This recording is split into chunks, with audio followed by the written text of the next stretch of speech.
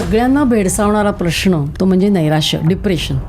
तर अशी कुठली 3 लक्षणं आहेत की ती जर असतील तर डिप्रेशन हे डायग्नोसिस होऊ शकतं? की जर तुमच्या मनात आत्महत्येचे विचार येत असतील तर आयडिएशन हा डिप्रेशनचा इम्पॉर्टंट फॅक्टर आहे. की किंबहुना काही काळ अगोदर जेव्हा ह्या प्रोसेसची सुरुवात होते तेव्हा स्ट्रेस, तणाव हे जे आपण दैनंदिन जीवनात बघतो तर तिथून ह्याची सुरुवात होण्याची शक्यता खूप जास्त असते. म्हणजे आपण बऱ्याचदा म्हणतो की मी नॉर्मल आहे पण ही परिस्थिती आहे म्हणून मला असं होतंय. परिस्थितीच पूर्णपणे जबाबदार नसते. परिस्थिती बदलल्यानंतर आपल्यात बदल यायला पाहिजे, ते येत नाहीत म्हणजे ते नैराश्यतेचे लक्षण आहे. कधी कधी काय होतं की स्ट्रेसचा जो फॅक्टर होता, जे कारण होतं ते जातो, तो नसतो, तरीही तो माणूस तणावात असतो. ही जर लक्षणे विदाऊट एनी रिझन जर होत असतील तर ही डिप्रेशनची सुरुवात आहे. पण मग आई वडिलांमध्ये अशी कुठली लक्षणं असतील? डिप्रेशन आणि कोणताही मानसिक आजार हा मुख्यतः अनुवंशिक असतो. हा, त्यांच्यामध्ये काय असतं, सततचा चिडचिडेपणा, सततचं डिससॅटिस्फॅक्शन आणि घरातील भांडण. स्त्रियांमध्ये जास्त दिसतं पुरुषांपेक्षा. म्हणजे टेक्नॉलॉजी झालेली आहे ज्याच्यामुळे आपण कनेक्टेड आहोत एक दुसऱ्यांशी, पण कदाचित आपण आपल्या जवळच्या माणसाशी कनेक्टेड नाहीये. मग आपल्या मनातल्या गप्पा गोष्टी बोलण्यासाठी मार्गच नाहीये किंवा वेळच नाहीये. मानसिक आजार हा ऍक्सेप्टेबल आहे का अजूनही? की हे अवेअरनेस आलेलं ऍक्सेप्टन्स मध्ये येईलच असं नाही. मग ऍक्सेप्टन्स म्हणजे काय? ऍक्सेप्टन्स म्हणजे दुःखी असणं म्हणजे नैराश्य का? डिप्रेशनमुळे मी व्यसनाकडे वळलो, परत सेकंडरी आलेलं आहे. मी व्यसनी आहे, व्यसनातून मला डिप्रेशन निर्माण झालं, त्याचं कॉम्प्लिकेशन आहे. या केसेसमध्ये ब्रेनमध्ये अॅनाटॉमिकल प्रॉब्लेम असतो. की जेव्हा आपल्या भावना आपण सेल्फ अवेअर होतो तेव्हा आपण परिस्थिती बदलण्यापेक्षा आपली मनस्थिती कशी बदलेल हे बघतो. कारण परिस्थिती जुन्या जमान्यात शॉक ट्रीटमेंट म्हणायचे आणि ते आपल्या मीडियामध्ये वेगळ्या पद्धतीने दाखवलेलं असतं. पण शॉक ट्रीटमेंट किंवा ECT ट्रीटमेंट जेव्हा आपण देतो तेव्हा पेशंटला काहीही कळत नाही. तर ट्रीटमेंट कधी सुरू करावी आणि कशी?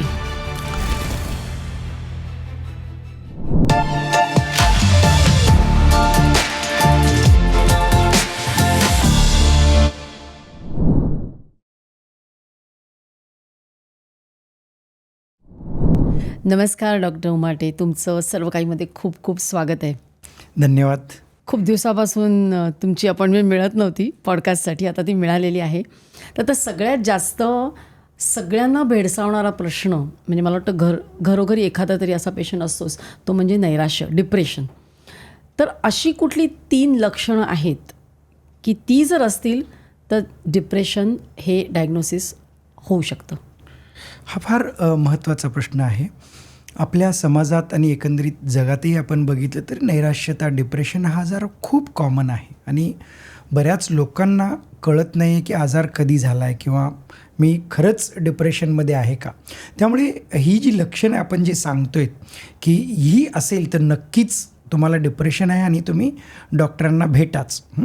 त्यामध्ये सतत उदास वाटणं, हे फिलिंग जी आहे ही सतत असते 24 तास. म्हणजे तुमच्याला आजूबाजूला काही आनंदीचं वातावरण असेल, आनंद जरी गोष्ट झाली असेल तरी त्याचं मला काय, जाऊ द्या, असं जे फिलिंग तुमची सतत 24 तास होत असेल तर हा एक पहिला लक्षण आहे की नक्कीच तुम्ही नैराश्याच्या गर्तेत आहात आणि डिप्रेशनमध्ये आहात.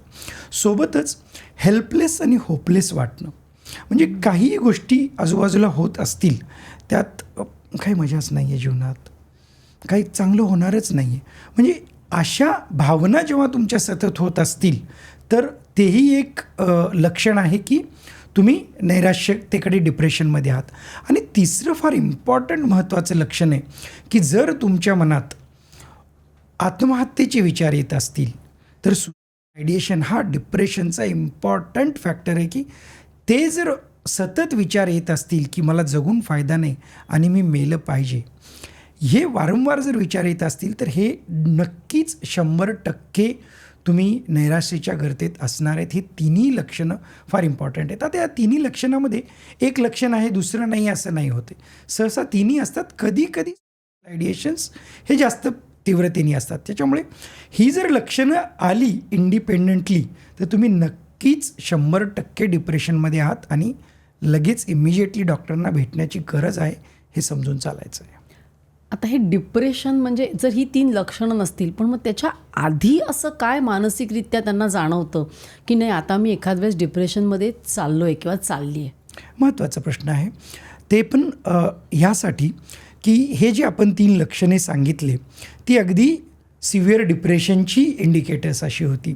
प्रत्येकाला सिव्हिअर डिप्रेशन असेल असं नाही आहे, पण माइल्ड मॉडरेट ह्या डिप्रेशन सुरुवात होत असतो किंबहुना काही काळ अगोदर जेव्हा ह्या प्रोसेसची सुरुवात होते तेव्हा स्ट्रेस, तणाव हे जे आपण दैनंदिन जीवनात बघतो तर तिथून ह्याची सुरुवात होण्याची शक्यता खूप जास्त असते. म्हणजे आता तणाव सगळ्यांच्याच परिचयाचा आहे, म्हणजे 100% आपण मनुष्य आहोत, म्हणजे आपण कधी ना कधी तणावात आहोतच हे नक्की आहे. पण होतं काय की त्या तणावात असताना आपल्याला तणावाची काहीतरी कारणं असतात. विद्यार्थी आहे, मला एक्झाम्स आहेत, एक्झामच्याबद्दल मला तणाव आहे, अरे बापरे कसं होईल, माझा अभ्यास होईल की नाही, मला मार्क्स मिळतील की नाही, अशा काही गोष्टी त्याच्या मनात येत असतात आणि मग ते विचार आल्यामुळे तो अभ्यासाच्या गतीत लागतो. तणाव आहे, तो कार्यरत राहतो. तसंच काम आहे, आपल्याला एखादं काम आहे, ते कामानिमित्त म्हणजे ऑफिसचे आता बरेच लोक आपल्याकडे येतात, टार्गेट्स पूर्ण करायचे आहेत, अरे मला टार्गेट्स करायचं आहे, ओके मग टार्गेट्स करण्यासाठी मला काय करायला लागेल. मग त्यांची ती सतत मनात एक हुरहुर लागते, एक चिंता लागते, कधी त्यांना झोप येत नाही, कधी वेळेवर त्यांचं जेवण होत नाही. अशा काही गोष्टी आपल्या दैनंदिन जीवनातल्या गोष्टीत बदल होतो ते तणावामुळे. पण जेव्हा ह्या तणाव असताना ह्या गोष्टीत बदल जरी झाला तरी आपण आपलं काम व्यवस्थित करतो. म्हणजे विद्यार्थी अभ्यास करायला लागला, एखाद्या कॉर्पोरेट व्यक्तीला त्याचं टार्गेट करायचं आहे तो करायला लागला. आज सकाळी उठल्यावर माझ्याकडे 10 कामाची लिस्ट आहे, सकाळपासून अरे बापरे होतील की नाही ही चिंता माझ्याकडे आहे, पण ती चिंतेसोबतच मी कार्यरत राहायला लागलो आणि काम पूर्ण केलं. तर ही तणावाची लक्षणं जेव्हा असतात, पण ह्याच्या समोरच्या स्टेजला जाऊन हे तणाव मला येतं पण त्या 10 लिस्टमधले माझे 10 कामं होत नाहीत, अगदी 1-2 होतात. विद्यार्थी अभ्यास करू शकत नाही, कॉर्पोरेट वर्कर त्याचं कामच करू शकत नाही, तेव्हा तो अतितणाव होतो. आणि अतितणाव झाल्यानंतर त्याचे शरीरावर दुष्परिणाम व्हायला लागतात. म्हणजे वजन कमी व्हायला लागतो, झोप येत नाही, फोकस कॉन्सन्ट्रेशन होत नाही. तर ही डिप्रेशनमध्ये जाण्याच्या अगोदरची ही काही लक्षणं आहेत आणि ही सततची राहिली तर मग तो डिप्रेशनमध्ये जाऊ शकतो. दुसरी गोष्ट अजून एक अशी महत्त्वाची अशी दिसते की जो काही स्ट्रेस असेल तो स्ट्रेस असताना हे शरीरात आणि विचारात बदल येतात. एकदा तो स्ट्रेस गेला म्हणजे टार्गेट कंप्लीट झालं, यू आर रिलीव्ड, एक्झाम झाली, विद्यार्थी इज फाईन. तर तसं कधी कधी काय होतं की स्ट्रेसचा जो फॅक्टर होता, जे कारण होतं ते जातो, तो नसतो, तरीही तो माणूस तणावात असतो, तरी त्याला सततचं बेचैनी असते, रेस्टलेस असतं, चांगलं वाटत नाही, कामात फोकस होत नाही, उत्साह वाटत नाही, एनर्जी वाटत नाही. ही जर लक्षणे विदाऊट एनी रिझन जर होत असतील तर ही डिप्रेशनची सुरुवात आहे. म्हणजे आपण बऱ्याचदा म्हणतो की मी नॉर्मल आहे पण ही परिस्थिती आहे म्हणून मला असं होतं आहे, तर ती परिस्थितीमुळे काही डिप्रेशन येत नाही. परिस्थितीमुळे एखाद्या गोष्टीची सुरुवात होऊ शकते, ट्रिगर मिळू शकतो, पण एकदा परिस्थिती जरी बदलली तरीही तुमची लक्षणं कायम असतील, so that is the depression. परिस्थितीनुसार मला जी परिस्थिती तीव्रता आहे, समजा फायनान्शियल लॉस आहे आणि फायनान्शियल लॉसमुळे मला त्रास होतो, मला झोप येत नाही, ॲसिडिटी होतं आहे, अपचन होतं आहे, उत्साह वाटत नाही, मी हे फायनान्शियल लॉस कसा भरून काढू असं वाटतं आहे. पण ओव्हरऑल पिरियड की फायनान्शियल लॉस भरून निघाला तरीही माझी ही सिम्पटम्स चालू आहेत. किंवा नात्यासंबंधातला तणाव आहे, ब्रेकअपमधून चाललेला आहे एखादा व्यक्ती, ओके, त्या प्रोसेसमध्ये जाताना त्याला त्रास होतो, पण कधी कधी ते ब्रेकअप बाजूला राहतं किंवा ॲक्च्युली त्या प्रोसेसमधून निघून जातो तरीही तो तणावात असतो. म्हणजे ब्रेकअप होऊन वर्ष झालं, 2 वर्ष झालं तरीही तो तणावात असतो, नैराश्यतेत असतो, चिंतेत असतो. That is depression. म्हणजे परिस्थितीमुळे एखादा आजार किंवा डिप्रेशनचा आजार ट्रिगर होऊ शकतो का? होऊ शकतो, पण परिस्थितीच पूर्णपणे जबाबदार नसते. परिस्थिती बदलल्यानंतर आपल्यात बदल यायला पाहिजेत, ते येत नाहीत, म्हणजे ते नैराश्यतेचे लक्षण आहेत. मग डॉक्टर, डिप्रेशनची 3 प्रमुख कारणं कुठली, की तुमच्याकडे एवढ्या केसेस येतात त्याच्यामध्ये 3 प्रमुख कारणं कुठली? बरीच कारणं असतात आपल्याला डिप्रेशनची. त्याच्यामध्ये बऱ्याच वेळेस आत्ता जे हल्ली आम्ही बघतो आहे त्यामध्ये रिसेंटली रिलेशनशिप इश्यूज हे खूप वाढलेले आहेत. मग फक्त प्रेम प्रकरण आणि त्याच्यातून प्रेमभंग होणं हा इथे पुरताच तो मर्यादित नसतो रिलेशनशिप इश्यू, तर तो फॅमिलीमध्येही, म्हणजे अशी काही कुटुंब आहेत की जिथे फॅमिलीत हजबंड वाईफचे तणाव चालू असतात आणि ते तसंच चालू असतात.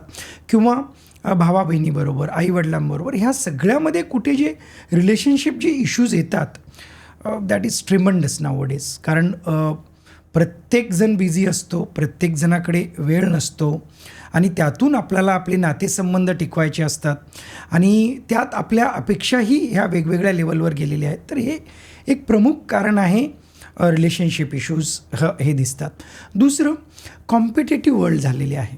म्हणजे सगळ्याच गोष्टी ज्या सुखसोयीच्या आहेत किंवा ज्या आपल्या गरजेच्या आहेत, लोकांना बऱ्याच गोष्टी गरजेच्या वाटत असतात कारण लाईफस्टाईल आपली चेंज झालेली आहे, कॉम्पिटेटिव्ह वर्ल्ड झाले.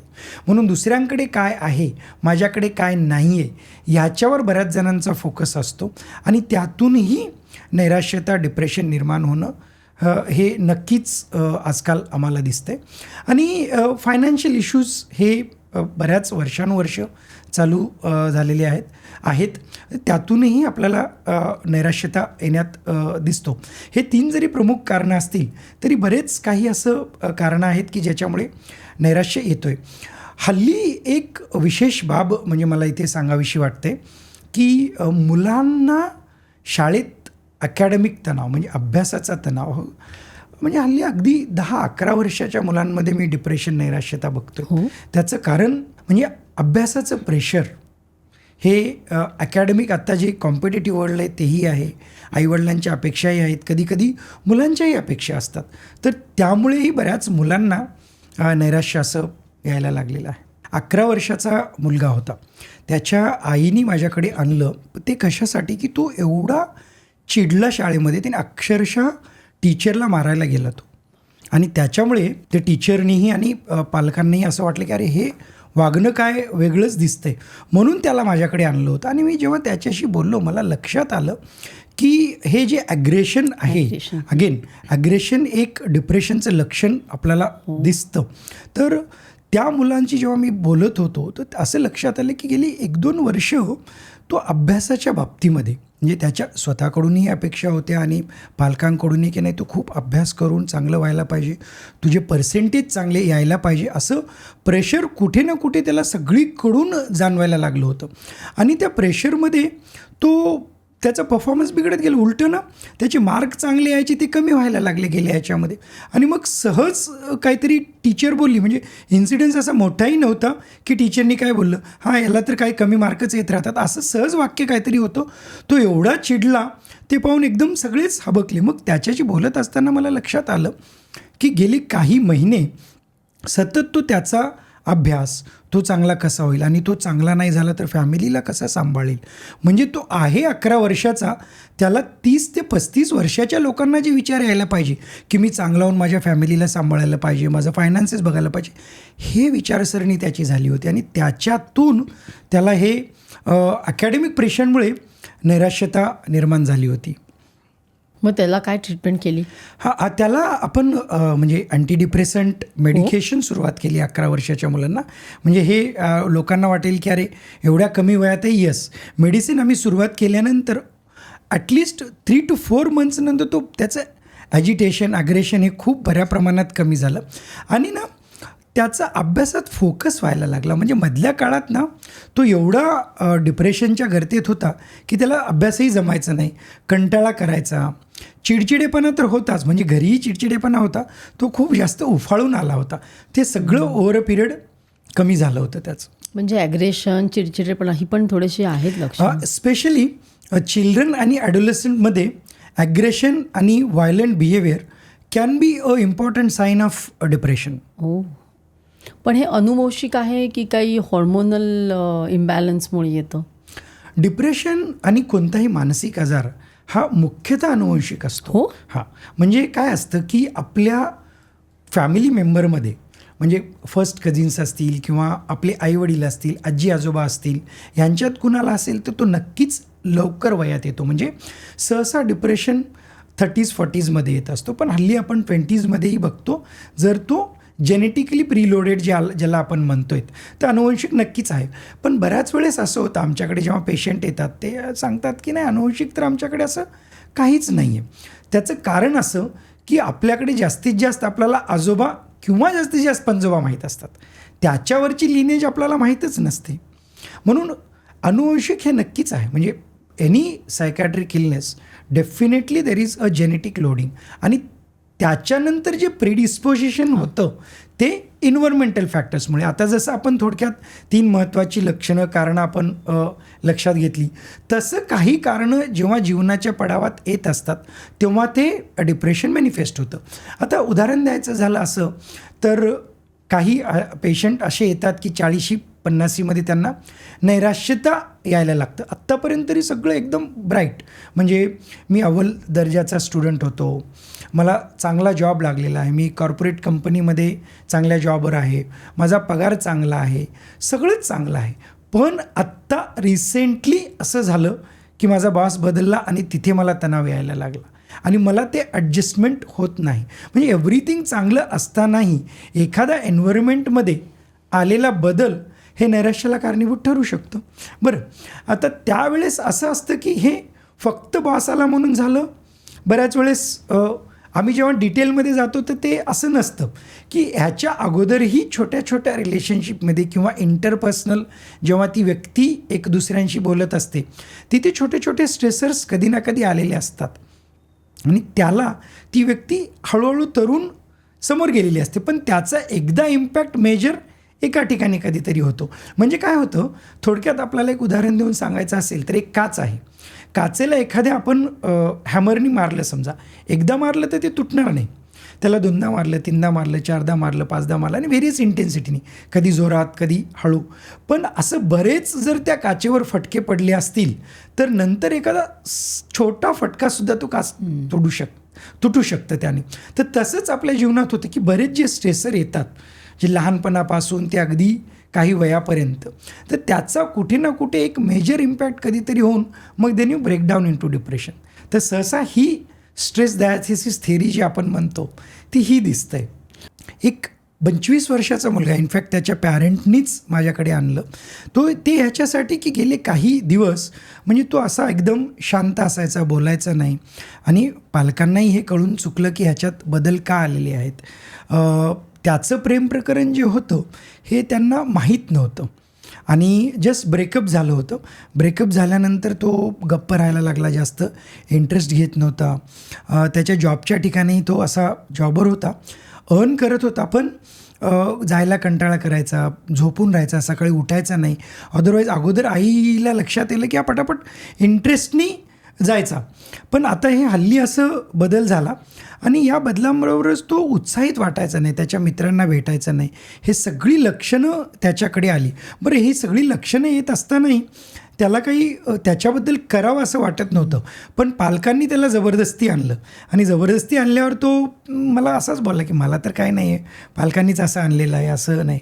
मग जेव्हा आम्ही बऱ्याच वेळाने, इनफॅक्ट पहिल्या सिटिंगमध्ये त्याला खूप वेळ लागला बोलायला लागल्यानंतर त्यांनी त्याची स्टोरी सांगितली की त्याचीच कलिग जी होती त्याच्याबरोबर त्याचं प्रेम प्रकरण असं चालू होतं आणि मग ते म्हणजे रिलेशनशिप ऑलमोस्ट 1 इयरचं होतं आणि त्याच्यानंतर आता त्याला समोर कमिटमेंट करून लग्न वगैरे करायचं होतं, पण त्या कमिटमेंटसाठी त्याची ती पार्टनर होती ती तयार नव्हती आणि मग त्याच्यातून त्यांची भांडणं गेली, 4-5 महिने चालली आणि त्यातून त्यांचं एकदा ब्रेकअप झालं. बरं, आता हे ब्रेकअप झाल्यावर ही त्याला खूप आशा होत्या, म्हणजे तो असा डिप्रेशनमध्ये जरी आला तरी आशा होत्या की नाही कसं तरी तुम्ही ती मुलगी परत माझ्याकडे येईलच, बोलेलच. मग त्याच्यासाठी त्यांनी काय केलं, आईवडिलांना, म्हणजे एकदम ऑर्थोडॉक्स गरीब फॅमिली होती ती, त्यांनी आईवडिलांना प्रेशर केलं. इनफॅक्ट माझ्याकडे आणण्याच्या अगोदरही, नाही तुम्ही त्या मुलीच्या घरी जा, बोला आणि मला ती परत पाहिजे. तर झालं असं की इनफॅक्ट त्याचे आईवडील गेलेही बिचारे, त्याच्या मुलीच्या आईवडिलांना बोलले, त्यांच्याशी बोलणं झालं आणि मुलीची आईवडील ठीक आहे, म्हणजे ज्या 2 मुलांचं जुळतं आहे तर आम्हालाही त्याच्याबद्दल काही नाही आहे, पण आम्ही कितीही सांगितलं तरी आमची मुलगी ही काय तयार नाही आहे, तर मग त्याला आम्ही काय करायला पाहिजे असं त्यांचं त्याच्यातून कन्क्लुजन आलं. पण मग मुलाला हे ॲक्सेप्ट नव्हतं. म्हणजे काही दिवसानंतर जो मुलगा ना, इनफॅक्ट काही दिवसांनी त्यांनी आम्हाला सांगितलं की मला नैराश्यात जाण्यात कारण ब्रेकअप तर आहे, पण ती आमच्यातली छोटी भांडणं आहेत. पण मला असं वाटतं की माझे आईवडील, त्यांना मी सांगितलं होतं त्यांच्याकडे जायला, हे यांनी काहीतरी वेगळंच करून आले आणि यांच्यामुळेच आमचं ब्रेकअप पूर्णपणे झालेलं आहे. तोपर्यंत ती माझ्या टॉकिंग टर्म्समध्ये होती, आता ती मुलगी मला बोलतच नाही. म्हणजे पहिलं आईवडील माझे त्यांना भेटायला जाईपर्यंत ती बोलायची, ॲटलिस्ट फोनला मला मेसेजेसला रिस्पॉन्ड करायची. पण आता ती अजिबात बोलत नाही आहे. ह्यांनीच जाऊन काहीतरी माझ्याबद्दल नेगेटिव्ह सांगितलेलं. म्हणजे अशाही तो उलट्या नैराश्यतेत गेला होता. म्हणून आईवडिलांनी जरी त्यांना आणलं तरी तो बऱ्यापैकी बोलत नव्हता. पण काय, त्याला कसं तरी समजून जेव्हा औषधं सुरू केली तेव्हा तो पहिले काही फॉलोअप रिलक्टंटली आला. मग जेव्हा 2 ते 3 महिन्यात त्याला त्याच्यात बदल जाणवायला लागला, त्याला वाटलं अरे आय एम फीलिंग गुड आणि बेटर. मग तो चांगल्या पद्धतीने कामालाही जायला लागला. आणि त्यांनी नंतर मग ह्या ब्रेकअपचा त्रास होतो म्हणून त्याचं ऑफिसही चेंज करून घेतलं. ऑफिस चेंज करून दुसऱ्या ऑफिसात तो व्यवस्थित जायला लागला. Over a period of 1 year एवढे ट्रेमंडस चेंजेस त्याच्यात दिसले. म्हणजे सुरुवातीच्या काही काळामध्ये तो असा बोलायचा की मला आता लग्नही करायचं नाही, म्हणजे दुसरंही काही करायचं नाही, हे असंच चालू दे जीवन. मग आता तो एवढा चांगला होऊन मग आता मी रिलेशनशिप बघेल. मग आमचं एक फेज होतं, दॅट इज ओके, मला माझ्या चुका कळालेल्या आहेत या स्टेजपर्यंत. बट त्याला त्या स्टेजपर्यंत यायला जवळजवळ वर्ष लागला. तर असेही काही स्ट्रेसफुल फॅक्टर्स असतात की ज्याच्यातून हे डिप्रेशन निर्माण होऊ शकतं. पण म्हणजे जर आई किंवा वडिलांपैकी जर कोणाला डिप्रेशन असेल पण अनडायग्नोज्ड गेलं असेल तर मुलांमध्ये ते येण्याची शक्यता जास्त असते. इनफॅक्ट ना, आम्ही जे आत्ता बघतोय ते अनडायग्नोज पॅरेंट्स असतातच. म्हणजे बऱ्याच वेळेस अनडायग्नोज पॅरेंट नक्कीच असतात, तेव्हा मुलांमध्ये ते येतच असतं. पण ते पॅरेंट्स ॲक्सेप्ट करत नसतात किंवा असंच आहे, ही अशीच आहे, हा असाच आहे, असं ते जीवन व्यतीत झालेलं असतं ना. आणि त्यांना आपण जेव्हा सांगतो की मला असं वाटतं की तुम्हाला नैराश्य आहे, आपण तुमची एखादी औषध चालू करू, नाही नाही नाही मी एकदम चांगली आहे, यालाच तुम्ही ट्रीटमेंट द्या, ह्याचंच जास्त होतं, असा तो अनॲक्सेप्टन्स पण असतो. पण मग आईवडिलांमध्ये अशी कुठली लक्षणं असतील की त्यांना वाटतं हे काय म्हणजे माहितीच नाही आहे, डिप्रेशन आहे म्हणा किंवा असं, म्हणजे जी डायग्नोज नाही आहेत? हो, त्यांच्यामध्ये काय असतं, सततचा चिडचिडेपणा आणि घरातील भांडणं हे कंटिन्युअस असतं. म्हणजे अगदी ज्या गोष्टीला आपण एक चीड पण निर्माण होणार नाही, राग पण येणार नाही ती. आणि दुसरं सततचं अनसॅटिस्फॅक्शन फ्रॉम द फॅमिली मेंबर्स. म्हणजे मुलांनी काही केलं त्याचं कधीच कौतुक किंवा सॅटिस्फॅक्शन नाही. मग तो अजून जास्त करायला पाहिजे होतं, किंवा तो असंच करायला पाहिजे होतं, किंवा तो तसंच करायला पाहिजे होतं, हे नेहमीचं उद्देशून बोलणं. हे फक्त एकाच व्यक्तीबद्दल नाही तर मग घरातील सगळ्याच व्यक्तीबद्दल असं बोलणं. आणि सततचं डिससॅटिस्फॅक्शन. म्हणजे असा जीवनातला कोणताही एरिया नाही आहे की ज्याच्यात मी हॅपी आहे. म्हणजे कामाच्या ठिकाणी चाललं आहे ना, त्याला काय दररोजचंच असतं, ओके. मुलं, त्यांचा काय एवढं सगळं सांभाळ केलं, यांच्यासाठी एवढे कष्ट केले, नोकरी करते, एवढं सगळं करते, हे काय, हे आपले 50%च घेतात. नवरा, आता त्यांचं तर काय सांगूच नका तुम्ही, ते कधी असतातच का घरी. म्हणजे एखादी गृहिणी अशी कोणत्याही गोष्टी बाबतीत जर तुम्ही विचारलात तर ते सगळ्या गोष्टीमध्ये काही ना काही नेगेटिव्हिटी असतेच. तर हे लोक जे असतात त्यांना अनडायग्नोज डिप्रेशन नक्कीच असतो. पण मग कुठल्या वयोगटामध्ये तुम्हाला जास्त दिसतंय हे सध्या? हो, सध्या जर तुम्ही म्हणालात तर आता 20s आणि अर्ली 30sमध्ये आम्हाला डिप्रेशन खूप जास्त दिसतंय. काही प्रमाणात हे टीन एजमध्येही आलेलं आहे. पण जेव्हा मी प्रॅक्टिस सुरू केली एक 17-18 वर्षापूर्वी, किंवा जेव्हा माझी ट्रेनिंग होती, तेव्हा हे डिप्रेशन, एन्झायटी मिडल एज, म्हणजे मिडल एज बायका 35-40मध्ये, मिडल एज पुरुष 40-50मध्ये, आणि किंवा लेट एजमध्ये काही ना काही कारणांनी, परिस्थितीमुळे, म्हणजे ते ओल्ड झालेत आणि त्यांची मुलं बाहेर गेली आणि आता रिटायर्ड पण झालो मी, आता काय करावं मला कळत नाही आहे, असं सगळं नैराश्याची ती कारणं असायची. पण आत्ता हल्ली ह्याचं इन्सिडन्सेस 20s आणि 30sमध्ये ट्रिमेंडसली वाढताना दिसते मला. मध्यम वयामध्ये, म्हणजे आम्ही बऱ्याच पेशंट बघत असतो त्या वयामध्ये, सहसा आपण डिस्कशन करत होतो स्त्रियांना खूप जास्त डिप्रेशन होतं. एक 45 ते 48 वयाची गृहिणी होती. म्हणजे इनफॅक्ट आता तिला गृहिणी आपण म्हणतोय, पण ती अगोदर जॉब करायची. आता तिचं जॉबही तिने बंद केला होता, म्हणजे त्याला बरेच वर्ष झाली. आणि ती आता मेनोपॉजच्या स्टेजमध्येही जात होती. आता तिचं गेलं काही वर्ष, म्हणजे तिचं जीवनमान असं होतं की या स्टेजमध्ये गेल्या एक 6 ते 8 महिन्यामध्ये तिला निराशता, म्हणजे निराशतेसोबतच उत्साह नसणं, आनंद नसणं, मी काय करू, वेगळं काय करता येईल का, म्हणजे असं कॉन्फिडन्स पूर्ण डाऊन झाला, अशा लक्षणाने ती माझ्याकडे आली. जेव्हा बोलताना लक्षात आलं की गेले काही वर्ष म्हणजे ती टीचर होती आणि एक तिचा मुलगा जेव्हा तो एक 8-10 वर्षाचा असेल तेव्हा तिने मला याच्याकडे लक्ष देऊन मला ह्याचंच संगोपन करायचं म्हणून तिने टीचरचा जॉब सोडला आणि तेव्हापासून तो आता 20-25 वर्ष होईपर्यंत ती त्याच्याचबरोबर होती. मुलगा आता 22 वर्षाचा झाला. त्याला समोरच्या शिक्षणासाठी तो ॲब्रॉड गेला आणि आता तो ॲब्रॉड गेल्यानंतर हिचं रुटीन त्याच्याभोवतीच इन्व्हॉल्व व्हायचं. सकाळपासून त्याचं काय करायचं काय नाही. तो ॲब्रॉड गेल्यानंतर गेले 6 महिने ती सकाळी उठून आता करायचं काय हा प्रश्न तिच्यापुढे पडायला लागला. मग टाईम डिफरन्स असल्यामुळे सकाळी उठल्यावर मी मुलाला बोलू शकत नाही. मग काय करू, हजबंड कामाला गेलेला आहे, मी काही करत नाही. गेली 6 महिने ती अशीच टंगळमंगळ करत करत करत जीवन जगते आणि त्याच्यातून तिला एवढा लोनलीनेस आला म्हणजे ते हेल्पलेस होपलेस की आता माझ्या जीवनाला काही अर्थच नाही असं तिचं वागणं झालं आणि त्याच्यातून डिप्रेशन असं निर्माण झालं. त्यात महत्त्वाचं जेव्हा तिच्याशी बोलताना आम्हाला लक्षात आलं की डिप्रेशन आलं ते तर ट्रीटमेंट आपण करूच या, पण असं काय झालं की जेथे गेली, मुलगा गेला तो चांगल्याच ठिकाणी गेला, तिथे काही स्ट्रेस नाही आहे, हजबंड पण कामावर जातो तेही व्यवस्थित आहे, तूही व्यवस्थित आहे, तुलाही काही दुसरं करता येईल. पण ओव्हरऑल तिचं असं झालं होतं की गेले काही 10-15 वर्ष तिचं जीवन त्या मुलाभोवतीच घुटमळत होतं आणि तिचं एकच टार्गेट होतं, मी आणि माझं मूल. मग आता मूल नाही आहे तर मी काय करू. हा जो एक गॅप निर्माण झाला ना ते तिच्या डिप्रेशनचं फार मोठं कारण होतं.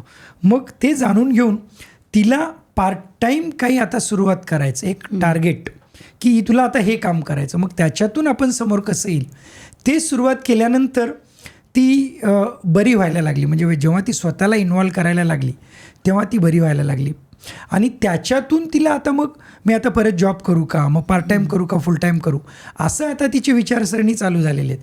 म्हणजे ना मिडल एजमध्ये ना हे एक रिकामपण जे आपण म्हणतोय ते बऱ्यापैकी येत असतं. ते प्रत्येकाच्या जीवनात येते, एका स्टेजनंतर प्रत्येकाच्या जीवनात येते, मग ते स्त्री असो पुरुष असो. मग त्याला आपण काय तयारी करतो त्याच्यातूनही आपण डिप्रेशनला कॉम्बॅट कसं करू शकतो हे मार्ग आपल्याला मिळतात. इनफॅक्ट ती पहिलंच पर्यायी व्यवस्था आपण निर्माण केली तर कदाचित डिप्रेशनमध्ये जाणार पण नाही. ही कारणं आपल्याला दिसतात. म्हणजे आपण ज्या पद्धतीने आपला सगळा सराउंडिंग्स बदललेला आहे, आपण म्हणजे कॉम्पिटेटिव्ह झालेलो आहोत किंवा जे टेक्नॉलॉजी झालेले आहेत ज्याच्यामुळे आपण कनेक्टेड आहोत एक दुसऱ्यांशी, पण कदाचित आपण आपल्या जवळच्या माणसाशी कनेक्टेड नाही आहे किंवा असंही झालेलं आहे की आयसोलेटेड पण झालेलो आहोत आपण. म्हणजे we are always on the technology with something. मग आपल्या मनातल्या गोष्टी गप्पा गोष्टी बोलण्यासाठी मार्गच नाही आहे किंवा वेळच नाही आहे असंही होतं. म्हणून ना 20s-30sमध्ये खूप वाढलेलं असं दिसतंय डिप्रेशन, नैराश्यता खूप वाढलेली दिसते. त्याच्यासोबत त्यांचे प्रॉब्लेम्स, सेटलमेंट असेल, डिग्री असेल किंवा नोकरी असेल कॉम्पिटेटिव्ह वर्ल्डमध्ये किंवा रिलेशनशिप इश्यूज असतील जे सगळीकडेच आहेत, ह्या सगळ्यामुळे एकंदरीत ह्या वयामध्ये खूप प्रमाणात वाढलेलं आहे. मग स्त्रियांमध्ये, म्हणजे मी जेव्हा रिसर्च केलं तेव्हा मला दिसलं की स्त्रियांमध्ये जास्त दिसतं पुरुषांपेक्षा. हो, ते आहे का खरं? हो, खरं आहे. म्हणजे अगदी स्त्रियांमध्ये इनफॅक्ट दुपटीने जास्त असं आपल्याला डिप्रेशन दिसतंय अगोदरपासूनच. आताही आहे ते, अगोदरही होतं. त्याच्यामध्ये काय असतं, जरी आपण दिसलं म्हणजे आता समजा आपण एक 100 पुरुष आणि 100 स्त्रिया असं आपण एक स्टडी केली तर आपल्याला असं दिसेल की ते 100 पुरुषांपैकी आपल्याला समजा 40 पुरुषांना डिप्रेशन दिसलं आणि त्या 100पैकी 50 किंवा 60 स्त्रियांना डिप्रेशन दिसलं. म्हणजे नक्कीच ते जास्त आहे असं आपल्याला दिसतं. पण जेव्हा आपण ॲडव्हर्सिटीजमध्ये जातो, म्हणजे ह्या 100 लोकांना खरंच तेवढी ॲडव्हर्स सिच्युएशन होती का डिप्रेशनमध्ये जाण्यासाठी, किंवा त्यांना तो तणावाचे काही फॅक्टर्स होते का आणि त्याच्यावर त्यांचं कोपिंग होतं का, असं जर बघितलं तर एकंदरीत त्या 100पैकी 100 जणांना कदाचित स्त्रियांच्या बाबतीत दे वर एक्सपोज टू द स्ट्रेसर्स आणि त्यातले ते 50 बायका त्याला चांगलं कोप केलं. म्हणजे हेही तेवढ्याच पद्धतीने चांगलं आहे की त्यांचं कोपिंग ह्याच्यामध्ये डिप्रेशनला जे त्रासदायक गोष्टी असतात त्याच्यात त्याला व्यवस्थित मार्ग काढण्याची प्रवृत्ती ही स्त्रियांमध्ये चांगली जास्त असते. ही चांगली असते, तरी ती असताना देखील बऱ्यापैकी आपल्याला नैराश्यता त्यांच्यात दिसते. कारण परत अजून मिडल एजनंतर हार्मोनल गोष्टी येतात. मल्टीफॅक्टर म्हटल्यापेक्षा त्यांचं मल्टीटास्किंग बऱ्यापैकी झालेलं असतो. त्यामुळे समजा काही ठिकाणी ते डिससॅटिस्फॅक्शन झालं तर बऱ्यापैकी आपल्याला त्यांच्यात जास्त त्यांचं प्रमाण नक्कीच दिसतं आहे. आता रिसर्चमध्ये मला असं दिसलं की साधारण जगामध्ये 1 अब्जाहून अधिक लोकांना डिप्रेशन आहे आणि भारतामध्ये काहीतरी 50 दशलक्ष लोकांना आहे. तर साधारण 3मध्ये 1 आला म्हणजे काय पर्सेंटेज आहे लोकांना डिप्रेशन? हो, तुम्ही जे म्हणताय ते अगदी बरोबर आहे. म्हणजे अगदी 2/3 किंवा 60% जवळजवळही आज आपण त्याचं इन्सिडन्स बघितलं तर आपल्याला लक्षात येईल की हो, कधी ना कधी हे डिप्रेशन झालं आहे. आणि दुसरी इम्पॉर्टंट गोष्ट असं आहे की जवळजवळ 80 to 90% लोकांना लाईफटाईम प्रिव्हॅलन्स ज्याला आपण म्हणतो, कधीतरी दे वर एक्सपोज टू डिप्रेशन. सो त्यांच्या लाईफटाईममध्ये दिसतो. आता तुम्ही आहात, मी आहात, कधीतरी we are because of some circumstances sometimes we might have undergone that depressive episode. तो माइल्ड किंवा मॉडरेट असेल, त्याला आपण कोपअप कदाचित व्यवस्थित करू शकलो किंवा सराउंडिंग्स आपली चांगली होती, त्याच्यातून बाहेर आलो. आणि हे जे तुम्ही एवढे सगळे फिगर्स आपण सांगितलं त्यातले हार्डली 5 to 10% ट्रीटमेंटला येतात. म्हणजे त्यात बऱ्याच वेळेस ते तसेच डिप्रेशनमध्ये राहतात, अनट्रीटेड ज्याला आपण म्हणतो. बऱ्याच वेळेस काही मदत घेऊन, म्हणजे आपले मेंटर्स आहेत किंवा आपल्या जवळची कोणी फॅमिली मेंबर्स आहेत, त्यांच्याकडे आपण बोलून त्यांच्याकडे एका प्रकारे काउन्सिलिंग होऊन ते चांगले झालेले असतात. काही स्पिरिच्युअल मार्गामध्ये वळालेली असतात, त्यातूनही त्यांची ही लक्षणं कमी होतात. काही स्वतःला कामामध्ये झोकून देतात, त्यांनी कमी होतं डिप्रेशन. हां, त्यांनी काय होतं की डिप्रेशन इज पुट असाइड, ज्याला आम्ही वर्कोहलिक असं म्हणतो ना. बऱ्याच वेळेस असे काही स्ट्रेसर्स असतात की throw themselves into the working thing. म्हणजे ते एवढे काम करतात की त्यांना ती डिप्रेशनची लक्षणं जाणवत नाहीत. म्हणजे they are so preoccupied with this. पण हे बरोबर आहे का? पण हे बरोबर आहे, but that helps to mild to moderate depression again.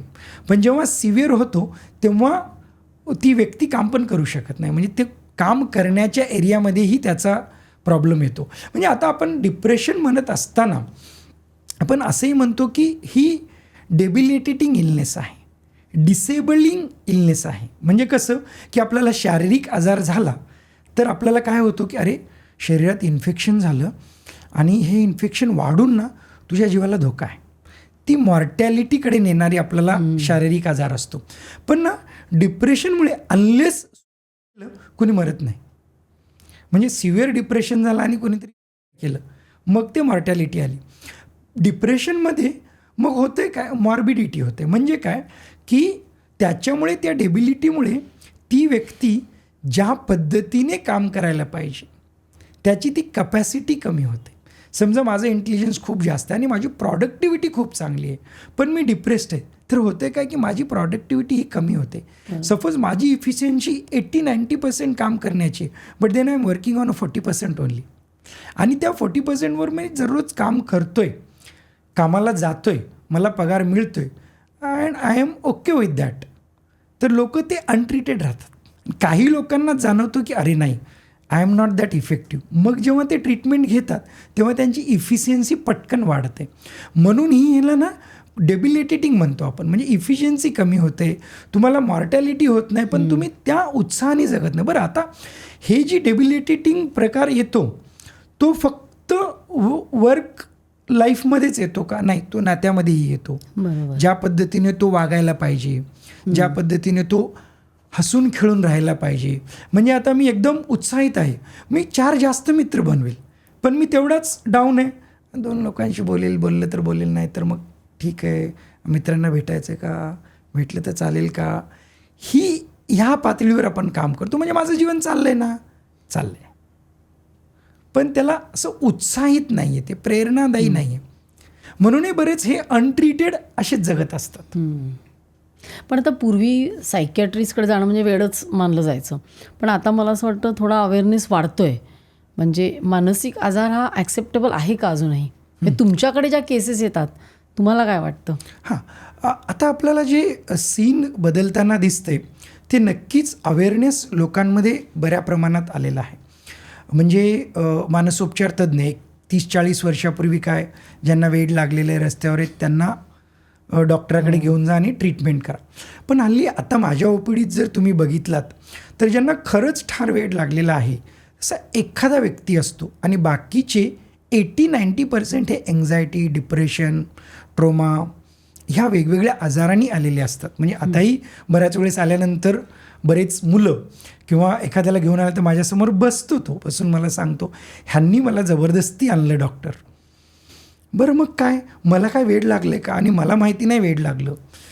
मग त्याला मी म्हणतो की हो अगदी तुझं म्हणणं बरोबर आहे रे, तुला वेड लागलेलं नाही, पण तू आता कमीत कमी अर्धा-पाऊण तास माझ्या क्लिनिकमध्ये वाट बघत होता, वेटिंगमध्ये होता, तुला किती वेड लागलेली मुलं किंवा माणसं इथे दिसली? तो म्हणतो नाही मला एकही तरी असं दिसलं नाही, म्हणजे सगळे माझ्यासारखीच आहेत. तर म्हणून ना आता प्रॅक्टिस जरी बघितलं तुम्ही तरी न्यूरोटिक डिसीजेस म्हणजे एन्झायटी, डिप्रेशन ह्यासारखे आजार हे खूप जास्त येतात. म्हणजे आमची 90% प्रॅक्टिस इज दिस. ओके, आता काय की लोकांमध्ये अवेअरनेस आल्यामुळे ह्याची ट्रीटमेंट घ्यायला ते येतात. हल्ली तर अगदी यंग मुलं गुगलवर सर्च करून I am in a relationship trauma असं म्हणून ते आमच्याकडे येतात की मला ह्या रिलेशनशिपमुळे ट्रोमा झाला, मला काउन्सिलिंग करा किंवा मदत करा तुम्ही. एवढ्या लेवलला अवेअरनेस वाढलेला आहे. पण बऱ्याच वेळेस काय होतं की हे अवेअरनेस आलेलं ॲक्सेप्टन्समध्ये येईलच असं नाही. मग ॲक्सेप्टन्स म्हणजे काय? ॲक्सेप्टन्स म्हणजे त्याच्यावर मला ट्रीटमेंट घेऊन बरं होणं. मी येतोय, मी फक्त तुमच्याशी बोलेल, मग त्याच्यातूनच मला बरं वाटेल का? बऱ्याच वेळेस असं नसतं की that person might need medication, therapies, वेगवेगळी काउन्सिलिंग असं असतं. तर बऱ्याच लोकांना वाटतं नाही फक्त काउन्सिलिंग करा आणि त्यातून बरं करा. माइल्ड मॉडरेट ठिकाणी होऊ शकतं, पण सिव्हिरिटीला औषधाची गरजच असते, कारण त्याला आपण आजार म्हणतो. जेव्हाही आजार आला की तिकडं औषध आणि ट्रीटमेंट आलंच आणि ते बरेही होत नाहीत. असे बरेच लोक येतातही, पण मग ते चान्स घेतात. माझ्याकडे आल्यानंतर चान्स घेतात. मग त्यांना मीही सांगतो अगदी ओपन याच्याने की नाही आपण 2 महिने मग काउन्सिलिंग करून बघूया. मग if you are not improved then you take treatment. मग ती ट्रीटमेंटची सुरुवात होते. म्हणजे ना अवेअरनेस आल्यानंतर ॲक्सेप्टन्स येईपर्यंतही वेळ लागतो आपल्याला आणि ती हळूहळू येते. म्हणून ना काय होतं बघा की ज्याप्रमाणे शारीरिक आजाराच्याबद्दल ॲक्सेप्टन्स आहे तो अजून नाही आहे. म्हणून अवेअरनेसपासून ॲक्सेप्टन्सपर्यंत अजून आपल्याला जायला बराच वेळ आहे. म्हणजे मला ताप आला की मी लगेच डॉक्टरकडे जाईल, डॉक्टर मला जी गोळी देतील ती मुकाट्याने घेईल मी आणि लगेच बरा होईल. दुसऱ्या दिवशी सांगेल की हा ताप बरा झाला. पण आता अवेअरनेसपासून ॲक्सेप्टन्स येईपर्यंत ती गोळी घेईपर्यंत बराच प्रवास असतो आपला. पण आता तुम्ही मगाशी म्हणालात एन्झायटी, तर डिप्रेशन आणि एन्झायटी बरोबर असतं का? आणि एन्झायटी म्हणजे नक्की काय होतं? हो, 90% of depressed patient can have anxiety. म्हणजे बघा एवढा पर्सेंटेज जास्त असतं. पण एन्झायटी म्हणजे हायपर होणं आणि डिप्रेशन म्हणजे लो वाटणं, तर ते कसं एकत्र कसं होतं? हां, अगदी हा मजेशीर प्रश्न आहे. त्याला आपण न्यूरोकेमिकली जर बघितलं तर न्यूरोकेमिकल दोघांची एकच आहेत. म्हणजे सेरोटोनिन, नॉरएपिनेफ्रिन हे एन्झायटी डिप्रेशनसाठी त्याच पद्धतीने रिस्पॉन्सिबल आहेत. फक्त त्यांची intensity, sudden anxiety, okay, chronic depression हे लक्षात घ्या. म्हणजे सततच्या तणावात, म्हणजे तणाव मला सुरुवात झाली की मला एन्झायटी होती, अरे बापरे हे काय झालं, मग मला झोप येत नाही, मग हृदयाची धडधड होणं, बेचैनी होणं आणि घाम सुटणं, सतत दडपण खाली वावरणं असं वाटणं, ओके, ही लक्षणं यायला लागतात. ही नॉरएपिनेफ्रिन आणि एपिनेफ्रिनमुळे म्हणजे सेरोटोनिनमुळेच होतात.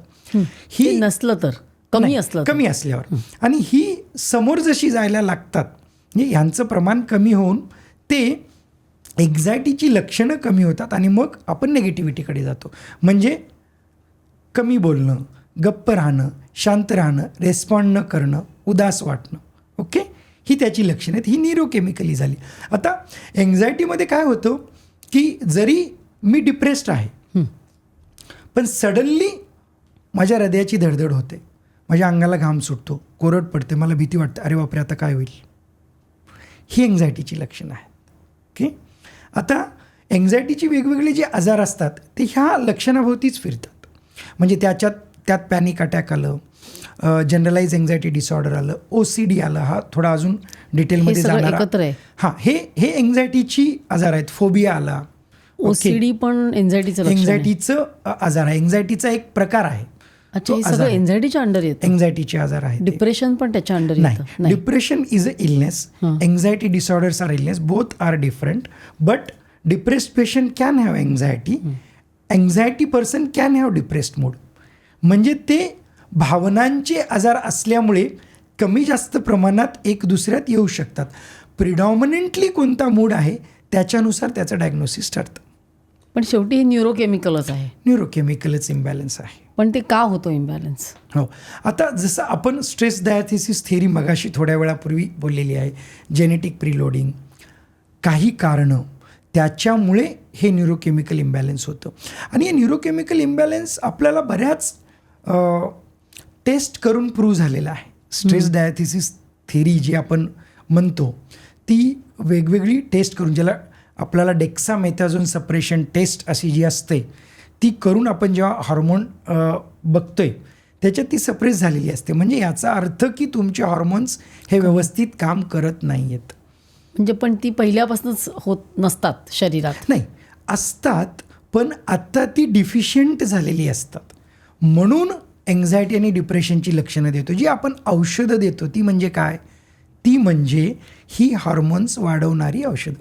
पण म्हणजे जन्मतः ती नॉर्मल असतात, पण हो. ती स्ट्रेसमुळे किंवा कुठल्याही परिस्थितीमुळे ती Yes, कमी होतात. कमी होतात. म्हणून आपल्या भावनांत आणि विचारामध्ये फरक येतो. पण मग असं दुःखी वाटणं म्हणजे नैराश्य का? काही काही जण म्हणतात ना की मला आय एम फिलिंग सॅड, तर तो सॅडनेस किंवा दुःखी असणं म्हणजे नैराश्य का? महत्त्वाचा प्रश्न आहे. महत्त्वाचं याच्यासाठी आहे की आता हल्ली 2 प्रकारचं बघतोय मी. म्हणजे काही जी व्यक्ती लोक 50-60मध्ये आहेत ती अगदी डिप्रेस्ड असली तरी मी ठणठणीत आहे अशी सांगतात. ह्या उलट आत्ता जी 20-30शीतली पिढी आहे त्यांचं भावनात्मक त्रास जरी झाला, म्हणजे एखादा इन्सिडेंट झाला आणि ते उदास आहेत तरी ते म्हणतात मी डिप्रेस्ड आहे. हां, हे बऱ्याच प्रमाणात आपण आज बोलीभाषेमध्ये बोलतात. तर महत्त्वाचं आपल्याला हे लक्षात घ्यायला पाहिजे की आजार कोणता, भावना कोणती आणि डिस्ट्रेस कोणता. म्हणजे भावना अशी आहे की मनात उदास वाटणं, आपण ह्युमन बिईंग्स आहोत, आपल्याला उदास नक्कीच वाटतं, ही भावना आहे. म्हणजे तुम्ही रस्त्याने जातायत आणि एखाद्याचा ॲक्सिडेंट झाला, अरे किती वाईट झालं, आपल्याला सहज उदास वाटतं. एखाद्या डेथची न्यूज ऐकली आपल्याला उदास वाटतो. ओके, असे जे काही सिच्युएशनमुळे आपल्याला जे मनात भावना येतात ते भावना. पण मग चढ उतार होते भावनांची. मग ती भावना ना जी आपण सिच्युएशन बघितली त्याच्या अनुरूप असते. म्हणजे मला लहान मुलांचं दुःख बघवत नाही, खूप उदास वाटतं. एखाद्याला लहान मुलांचं दुःख ठीक आहे रे, मग तो उदासपणा माझा अर्धा-पाऊण तास राहतो किंवा माझा उदासपणा 1 दिवस राहतो. 4 ते 5 दिवसांनी I am back to normal. ही भावना झाली. ओके, आता डिस्ट्रेस म्हणजे काय असतं? मगाशी आपण स्ट्रेसच्याबद्दल बरंच बोललो. मग जोपर्यंत तो स्ट्रेस आहे तोपर्यंत मला चिंता वाटणं, उदास वाटणं, सतत दडपणाखाली राहणं असं वाटणं हे चालत राहतं. एकदा तो स्ट्रेस गेला की आय एम ओके, हा डिस्ट्रेस झाला. आता ह्या उलट सतत कंटिन्युअस मला उदास वाटत राहणं, आनंदाची गोष्ट झाली आजूबाजूला तरी मला आनंद न वाटणं, माझ्या आवडीचं जेवण बनवलं आईने तरी त्याच्यामध्ये हां ठीक आहे चाललं आहे काय, किंवा एखाद्या आवडीची गोष्ट झाली किंवा उन्नती झाली तरीही त्याच्याबद्दल आनंदी न वाटणं म्हणजे डिप्रेशन. हा आजार आहे ज्याच्यामध्ये भावना ह्या सततच्या आहेत, पेरिनियल आहेत, कंटिन्युअस आहेत आणि त्या बाहेरच्या वातावरणानुसार चेंज पण होत नाहीत. म्हणजे आम्ही जेव्हा डिप्रेशन म्हणतो, मूड कसा आहे, मूड जेव्हा म्हणतो डिप्रेस्ड आहे, तर त्याचं व्याख्या किंवा डेफिनेशनच असं आहे की बाहेरच्या वातावरणाचा त्याच्यावर परिणाम होत नाही. म्हणजे आनंददायी वातावरण आहे तरी मी उदास आहे, दॅट इज डिप्रेशन. म्हणजे मला तणाव आला, म्हणजे असं आहे की बाबा माझ्या ऑफिसामध्ये ना खूप गडबडी आहेत, उद्या ना मला माहिती आहे की माझा बॉस ना मला ओरडणार आहे आणि कामाच्या गडबडीत, पण संध्याकाळी माझा मित्र भेटला आणि तो म्हणाला चल रे आपण पिक्चर बघायला जाऊ किंवा बाहेर कुठेतरी गप्पा मारू. मी त्याच्याबरोबर गप्पा मारताना अगदी नॉर्मल आहे, ओके. पण मी ते गप्पा संपल्या आणि माझ्या विचार होतो अरे बापरे उद्या बॉसच्याबद्दल काय. हा माझी मूड रिॲक्टिव्हिटी, म्हणजे मला चेंज होतं की माझं ते गोष्टीबद्दलचं विचार बदलले. मी मित्रांबरोबर आहे, गप्पे मारतोय, मी चांगला आहे. हा डिस्ट्रेस आहे, हा डिप्रेशन नाही आहे. हे आपण लक्षात घ्यायला पाहिजे. पण मग सततच्या भावना म्हणजे आता किती महिने किंवा किती दिवस जर मला उदास वाटत राहिलं तर ते डिप्रेशन. आणि ठीक आहे 8 दिवस 15 दिवस वाटलं ठीक आहे, ते सिच्युएशनल आहे, हे कसं समजायचं? त्याचं असं आहे की 2 गोष्टींनी आम्ही बघतो ॲज अ डॉक्टर म्हणून.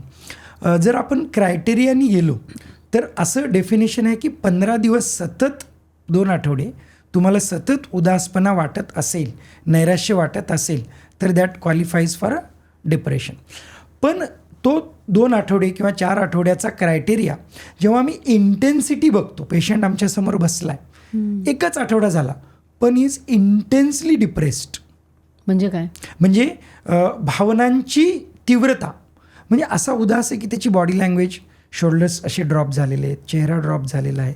आम्ही एखाद्या त्या कन्व्हर्जेशनमध्ये जोक मारतो तरी तो असा, त्याचे म्हणजे मूड रिॲक्टिव्हिटी नाही आहे किंवा बाजूचे त्याला काहीतरी उत्साहितपणे सांगतात, काहीच नाही आहे. म्हणजे हे इंटेन्स भावना झाली. अगदी बोलत असतानाही डॉक्टर मला ना चांगलं नाही वाटत आहे, म्हणजे हे बघा काय झालं की गेले 15 दिवस झाले मुलीचं असं न्यूज ऐकली मी, ती असं करू शकेल कधी वाटलंच नाही. हा मोनोटोनस टोन जेव्हा यायला लागतो ना तेव्हा लक्षात येते की अरे हा उदासीनतेमध्ये आहे. किंवा नॉर्मल कन्व्हर्जेशनमध्ये आपला टोन बदलत असतो, आपल्या भावना बदलत असतात, पण ही व्यक्ती अगदी मक्क, म्हणजे चेहऱ्यावर काही हावभाव नसतात, टोन असा असतो तुम्ही 15 मिनटं ऐकलात तर 16 मिनटे झोपणार, असं तो जेव्हा दिसतो. मग ती इंटेन्सिटी जरी 7 दिवसाची असली तरी we diagnose it as a depression. आणि मग शारीरिक लक्षणं पण असतात का त्याच्याबरोबर? हा फार महत्त्वाचा प्रश्न आहे की उदासीनतेमध्ये शारीरिक लक्षणं असतात का. इनफॅक्ट ना बरेच पेशंट जे आम्ही बघतोय ते शारीरिक लक्षणामुळेच आमच्याकडे येतात. म्हणजे रेफरन्स कसं असतं की पोटात दुखणं आहे, छातीत दुखणं आहे, याच्यासाठी ते फिजिशियनकडे जात असतात, ज्याला सोमॅटायझेशन आपण म्हणतो. मग ते फिजिशियनकडे गेल्यानंतर त्यांचं सगळ्या प्रकारची इन्व्हेस्टिगेशन होतात, एक्सरे MRI जे काही आहे, आणि त्याच्यावर त्यांची ट्रीटमेंट दिली जाते आणि निदान काहीच होत नाही. अरे तुझं छातीचं दुखणं, पोटात दुखणं, अंग दुखणं, कसं तरी वाटणं काय आहे, म्हणजे सततची अशी शक्तीहीन असणं, ही जी शारीरिक लक्षणं आहेत त्याच्यासाठी सगळे इन्व्हेस्टिगेशन केलं, there is nothing. Me treatment दिली त्याच्यानेही तू काय बरा नाही आहेस, ह्याच्यात कमीत कमी 6 महिने, वर्ष, 2 वर्ष जातात आणि मग त्यांना रिअलाईज होतं की हे चांगले होतच नाही आहेत. मग ते अशी 50 डॉक्टरांची फाईल आमच्याकडे घेऊन येतात की डॉक्टर आत्ता शेवटचा पर्याय म्हणून तुमच्याकडे पाठवलं, आम्ही इकडे आलेलो आहोत. म्हणजे बऱ्याच वेळेस डिप्रेशन हे फक्त शारीरिक लक्षणामधूनही येऊ शकतं आणि ते आमच्याकडे येईपर्यंत 1-1.5 वर्ष गेलेली असतात. पण जेव्हा आम्ही त्यांना अँटीडिप्रेसंट सुरू करतो ट्रिमेंडस फरक दाखवतात. त्यांना क्रॉनिक फटीग होतो. क्रॉनिक फटीग सिंड्रोम जे आपण आपल्या मेडिकल लँग्वेजमध्ये जे म्हणतोय ते जुनं डायग्नोसिस झालेलं आहे. हां, ते सहसा it is because of the depression. आणि ह्या शारीरिक लक्षणामध्ये स्त्रियांमध्ये खूप कॉमन असतात. वेगवेगळी शारीरिक लक्षणं होणं स्त्रियांमध्ये कॉमन असतात. त्याच्यामुळे ना म्हणजे काय होतं की बऱ्याच वेळेस आपण त्याची 2-3 कारणंही आपल्याला सांगता येतील. कारण आता हल्ली जसं बघितलं की आपण ॲक्सेप्टन्स नसतो, म्हणजे आणि बऱ्याच वेळेस काय असतं की ॲक्सेप्टन्सच्या सोबतच ना भावनांना स्वतः समजून घेणं हे प्रत्येक तेवढ्याच व्यवस्थितपणे समजून घेईल असं नसतं. म्हणजे व्यक्ती पटकन रागवल्यानंतर मग ते अरे तू त्यावेळेस किती रागवलं होतं. हो का, मी तर तेवढा रागवला नव्हतो. म्हणजे लोकांना दिसते धडधडीत, व्हिडिओ काढून दाखवलात तर इंटेन्सिटी दिसते, पण त्या व्यक्तीला वाटतं की नाही हे काय नॉर्मलच तर रिॲक्शन होती ना माझी. म्हणजे भावनांना समजून घेणं, त्याची इंटेन्सिटी समजून घेणं हे बऱ्याच वेळेस कळत नाही. म्हणून काय होतं की जी व्यक्ती आपल्या भावनांना समजून घेत नाही ती सप्रेस्ड होतात आणि सप्रेस्ड होऊन त्यांचं शारीरिक लक्षणामध्ये रूपांतर होतं. म्हणून त्यांना सोमॅटिक डिप्रेशन जसं म्हणतो ते आपल्याकडे होतं. हा एक त्याची थेरी आहे. दुसरी असं आहे की मी समजा हाऊसवाईफ आहे, ती काही सांगत असते, डिमांड करत असते, पण ते आपल्या कल्चरमध्ये एखाद्या स्त्रीनं बोलणं, तिने व्यक्त होणं हे कदाचित ॲक्सेप्टेड नाही आहे. म्हणून त्यांचं दुखणं आणि त्याच्यातून डॉक्टरकडे जाणं हे होतं. मग तो आता बऱ्याच वेळेस आपण बघतो की माझ्या विशेषतः स्त्रियांच्या बाबतीत त्यांना शरीरात कुठे काही दुखायला लागलं की नवरे अगदी पटकन सगळं सोडून त्यांना पहिलं घेतात आणि डॉक्टरकडे जातात आणि जे पाहिजे ते ट्रीटमेंट द्यायला सुरुवात करतात. सर ती भाषा ही समजली जाते, मानसिक समजली जात नाही. म्हणून ना सोमॅटिक डिप्रेशन हे खूप मोठा ह्याचा प्रमाण आपल्या समाजात दिसतंय आणि त्याची ट्रीटमेंट केल्यावर अगदी छान होतात. म्हणजे काही दिवसातच ते असे म्हणतात की आता खूप चांगलं वाटतंय, म्हणजे माझ्या छातीतलं दुखणं कमी झालं, माझ्या पोटातलं दुखणं कमी झालं, थकवा कमी झाला, सततचे विनाकारण ते हातपाय दुखत होते ना ते आता बरं वाटायला लागलं, खूप फ्रेश वाटायला लागलं मला, असं ते होतं. आणि बऱ्याच वेळेस रिलक्टन्सी पण असते आमच्याकडे येण्याच्या बाबतीत. ते म्हणतात की तुम्ही तर काय मानसिक रोगाचे डॉक्टर आहात, माझं हातपाय दुखणं तुम्ही कसं चांगलं कराल, पण ना आता काय पर्याय नाही, सगळे उपचार केले, शेवटचा पर्याय म्हणून आलो. आणि कधी कधी शेवटचा पर्याय त्यांना खूप फायदेशीर ठरतो.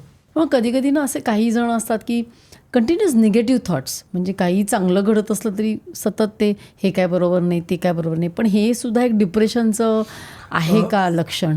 ह्याला आपण डिप्रेशन म्हणण्यापेक्षा बऱ्याच वेळेस हा स्वभावाचा पार्ट असतो. क्रिटिकल पर्सन म्हणजे कोणत्याही गोष्टीला क्रिटिसाइज करणं, ओके, त्यात चांगलं काही न बघता वाईटच बघणं, अशा काही स्वभावाच्या व्यक्ती असतात. किंवा त्यात काही काही असं ऑब्सेसिव्ह, म्हणजे प्रत्येक गोष्टी फार काटेकोरपणे मोजून मापून व्हायला पाहिजे तरच ती चांगली आहे, नाहीतर ती तेवढी चांगली नाही आहे. तर अशाही काही व्यक्तिमत्वाचा तो भाग असतो. पण ती दुसऱ्यांच्या बाबतीत असते. तीच जर स्वतःच्या बाबतीत असेल सतत नेगेटिव्हिजम, तर प्रोबॅबली त्याला आपण डिप्रेशन म्हणू शकू.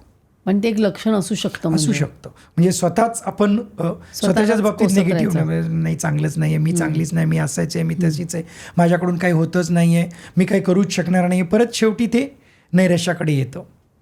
म्हणूनही त्याच्यात आपण काही नैराश्याची लक्षणं बघू शकतोय.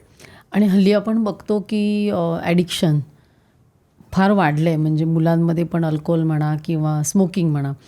तर जे डिप्रेशनमध्ये असतात त्यांना ह्याचे जास्त ते ॲडिक्शनकडे ओढले जातात का, व्यसनाकडे? अगदी जाऊ शकतात. काय असतं, परत आपण एखाद्या तणावात आहोत, डिप्रेशनमध्ये आहोत, त्याला कोपिंग कसं करायचं.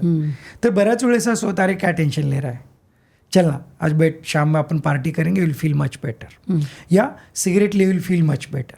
मग काय होतं की तात्पुरतं जेव्हा एखादी ती व्यक्ती व्यसन करते, म्हणजे सिगरेट आहे किंवा अल्कोहोल आहे, आता त्यालाही सायंटिफिक कारण आहेच, म्हणजे परत ते तुमच्या न्यूरोकेमिकलशी खेळतच असतं. जेव्हा सिगरेट पितो तेव्हा परत सर्ज ऑफ नॉरएपिनेफ्रिन, डोपामिन ते तात्पुरतं येतं, म्हणून ते रिलीफ असं वाटतं. ओके. किंवा व्यसन केल्यानंतर थोडे सेन्सेशन्स आपले नंब होतात, त्याच्यामुळे ते रिलीफ वाटतं, अरे अच्छा लगा मेरे को. मग काय होतं की मला चांगलं वाटतं म्हणून मी ते परत परत जेव्हा करतो तेव्हा त्या व्यसनाकडे आपण वळण्याचे चान्सेस खूप जास्त असतात. तर ही आम्ही नेहमी अनहेल्दी कोपिंग आहे असं सांगत असतो. आणि त्यातून काय होतं की ओव्हर अ पिरियड 3 महिने 6 महिने हा डिप्रेशन काय पूर्णपणे बरा होतच नाही, पण सोबतच व्यसनाची सुरुवात होते. मग तेव्हा 2 डायग्नोसिस येतात, 2 आजार येतात, एक व्यसन पण येतं आणि डिप्रेशन पण येतं, दोन्ही येतात. म्हणून हे डेट्रिमेंटल आहे. जरी आपल्याला कोणाला सांगत असेल की ह्यामध्ये तुम्हाला टेम्पररी बरं वाटतं, किंवा पेशंटही आमच्याकडे येऊन सांगतात, सर ऑफिसमध्ये किती तणाव आला ना, बाजूला जातो, 2 सिगरेटी फुकतो, बरं वाटतं, पण किती वेळ, पुढचा अर्धा तास, त्यानंतर ते आहे ते आहेच ना. मग काय होतं की सर आता तणाव वाढला ना माझा, दिवसातले 2 सिगरेटी व्हायचे, आता ना 10 होतात, 10चे 20 होतात. हे त्यांनाही कळतं, पण मग it is not a healthy coping. म्हणून ते अगोदरच जर आपण त्याच्यात प्रिकॉशन्स घेतले तर आपण व्यसनाकडे नाही जाणार.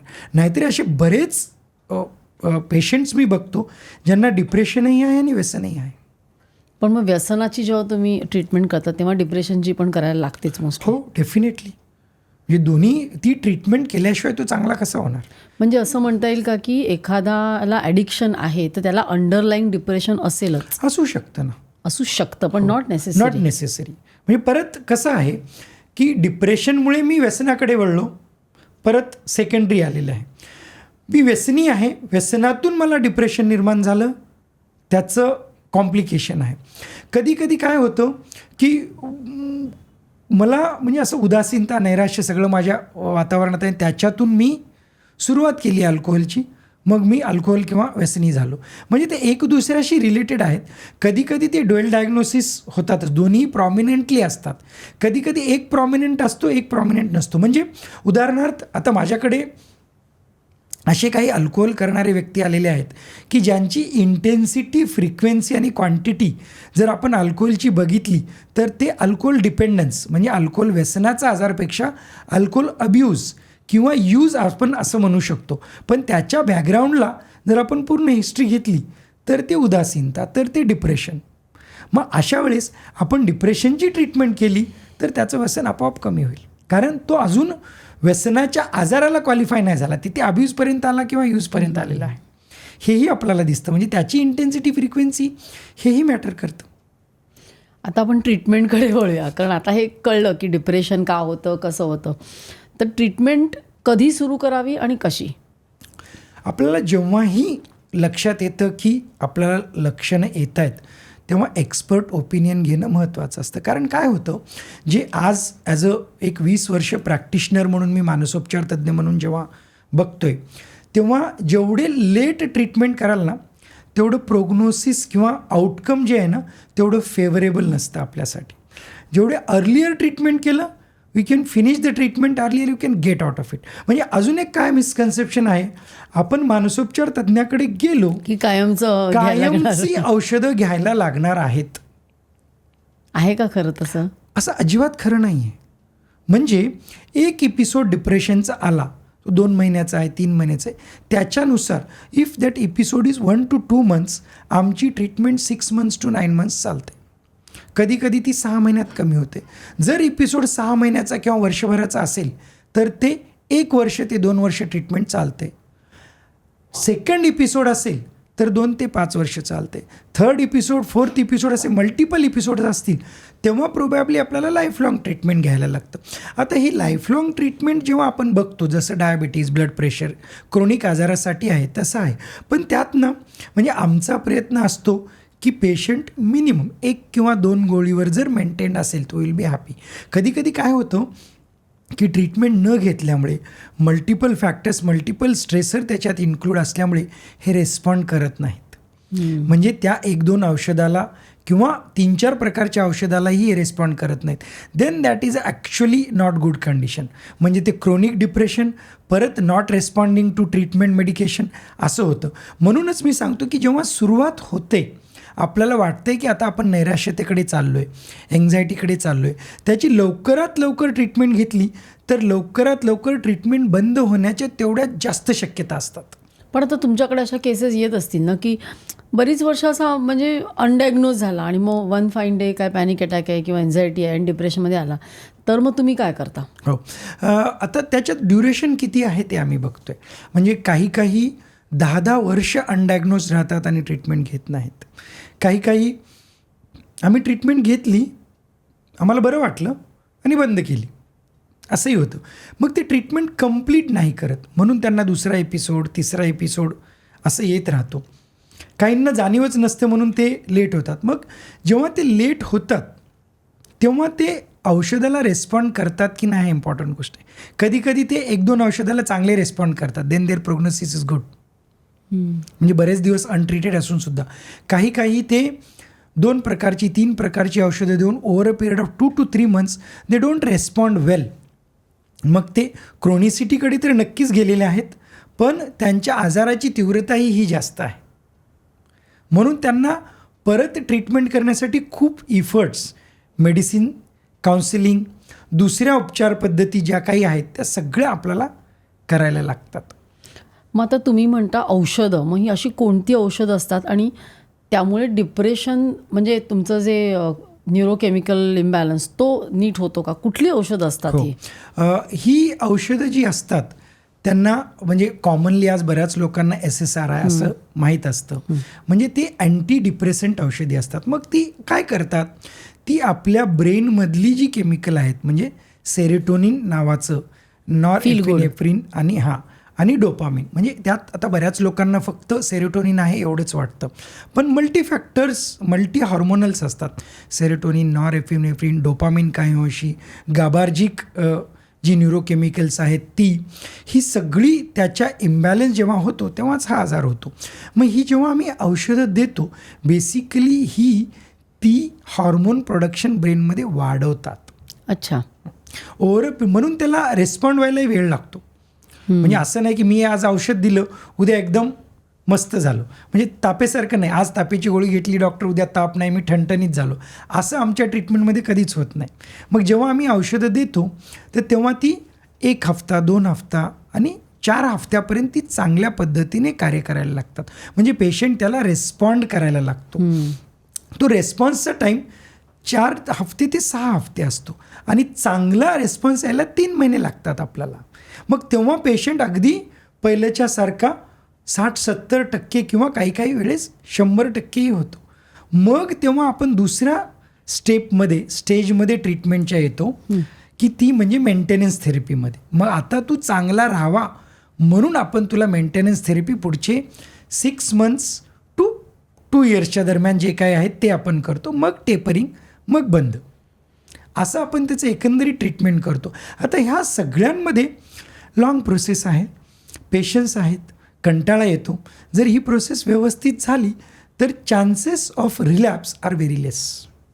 नाहीतर काय होतं की परत रिलॅप्स होऊ शकतो. आता परत काय होतं की जसं आपण बघितलं की हा जरी न्यूरोकेमिकल जरी आजार असला तरी बऱ्याच पेशंटमध्ये आम्ही जेव्हा त्यांच्याशी बोलतो तेव्हा त्यांचं इन्व्हायरमेंटल फॅक्टर्स, स्ट्रेस फॅक्टर्स त्याच्यावरही आम्ही बोलून त्यांना गाईड करतो की तुम्ही काउन्सिलिंग सेशन्सला जायला पाहिजे, ते तुम्हाला हेल्प करतील. मग त्या काउन्सिलिंग सेशनमध्ये ते बोलून त्यांचे जे स्ट्रेसफुल फॅक्टर्स आहेत किंवा कोपिंग विथ द स्ट्रेसमध्ये जे त्यांना डिफिकल्टी येतात त्यात जर ते व्यवस्थित वागण्यात बोलण्यात बदल करायला लागले तर यांचे चान्सेस रिलॅप्स होण्याचे चान्सेस परत कमी होतात. काही लोक असंही आहेत, काउन्सिलिंग नको आम्हाला, फक्त औषधाने बरे हो. मग ज्या गोष्टी घरात त्रासदायक असतात किंवा बाहेर स्ट्रेसच्या असतात त्या परत त्यांच्या जीवनात तो स्ट्रेसर आला की परत ते रिलॅप्स होण्याचे चान्सेस असतात. म्हणून तो रिलॅप्स टाळण्यासाठी आम्ही काउन्सिलिंगची बऱ्याच लोकांना आवर्जून सांगतो की तुम्ही काउन्सिलिंग ही करा. तुम्ही काउन्सिलिंग म्हणालात तेव्हा मला आठवलं की बरेच बॉलिवूड स्टार्स आहेत की त्यांनी ओपनली सांगितलं आहे, म्हणजे आलिया भट आहे, शाहरुख खान आहे, दीपिका पडुकोण आहे, की नाही आम्ही थेरपी घेतो, कायम घेतो आणि त्यामुळे थेरपीला ॲक्सेप्टन्स आला आहे. तर ही थेरपी नक्की काय मदत करते? कारण जेव्हाही आपले सेलिब्रिटी कोणत्याही गोष्टीबद्दल बोलत असतील तेव्हा ॲक्सेप्टन्स जनसामान्यात हे येतोच. In fact I am thankful to all this people, त्यांनी खूप चांगलं काम केलेलं आहे. आता याच्यामध्ये काय येतं, थेरपी म्हणजे की बोलून नुसतं कसं बरं होणार, अगदी महत्त्वाचं प्रश्न आहे. त्याच्यामध्ये एक इम्पॉर्टंट गोष्ट आहे, बऱ्याच वेळेस त्याचा पहिला पडाव असतो कथार्सिस. म्हणजे माझ्या मनात एवढ्या गोष्टी साचलेल्या आहेत की ते मी कुणाला सांगावं. आता मी समजा माझ्या बहिणीला सांगितलं, माझ्या भावाला सांगितलं, ते मला कसे जज करतील, हा कसा व्यक्ती आहे काय म्हणतील, मी सांगू नाही शकत. ते परत माझ्या मनात राहतं. पण जेव्हा थेरपिस्टकडे जातात त्यांना ते माहीत असतं की ही व्यक्ती नॉन जजमेंटल आहे, ही व्यक्ती मी काहीही बोलले तरी मला काही नाव ठेवणार नाही. मग ती व्यक्ती कथार्सिस जेव्हा करते तेव्हा बऱ्यापैकी रिलीफ होतं. हा थेरपी करण्याचा पहिला एक स्टेज असा आहे. प्रत्येकाला कथार्सिस केल्यावरच व्यवस्थित होतात असं नाही. आता काय होतं, जेव्हाही गोष्टी त्रासदायक येतात, फॉर एक्झाम्पल आपण रिलेशनशिप इश्यू घेऊया. म्हणजे रिलेशनशिपमध्ये माझं आणि माझ्या प्रियसीचं म्हणा किंवा बायकोचं म्हणा हे खूप भांडण होतं. मग ते कोणत्या गोष्टीवर होतं, आता काय सांगावं कोणत्या गोष्टीवर होतं, गेले किती वर्ष झाले चालू आलेलं आहे असं आहे का? मग आता गेली किती वर्ष जे चालू झालेलं आहे, तर ते जेव्हा आपण प्रत्येक त्यांच्या गोष्टीच्या प्रत्येक वाक्याच्या इन्सिडेन्सेसच्या मध्ये जातो, तेव्हा आपल्याला त्यांची विचार करण्याची पद्धत कळते. आता ती विचार करण्याची पद्धत ही दोन स्वरूपाची असू शकते, एक रॅशनल आणि एक इररॅशनल. जेव्हाही कुणाची रॅशनल पद्धतीची विचार असते तेव्हा त्यातून तणाव, स्ट्रेस हे निर्माण होत नाही. जेव्हा इररॅशनल असते तेव्हा तणाव, डिप्रेशन आणि नातेसंबंधामध्ये त्रास हे निर्माण होतो. मग ती इररॅशनल पद्धती काय आहे फाइंड आउट करणं आणि ती कशी इररॅशनल आहे हे समजून देणं, म्हणजे चुका समजून देणं. जे ढोबळ भाषेत म्हणतात ना, मग मला काय चुका आहेत का, मी चुकीचं आहे का, असं जे म्हणतात ना, ते चुकीचं असं नाही आहे. आपल्या विचारपद्धतीमध्ये ज्या गडबडी आहेत त्या इरॅशनल होतात.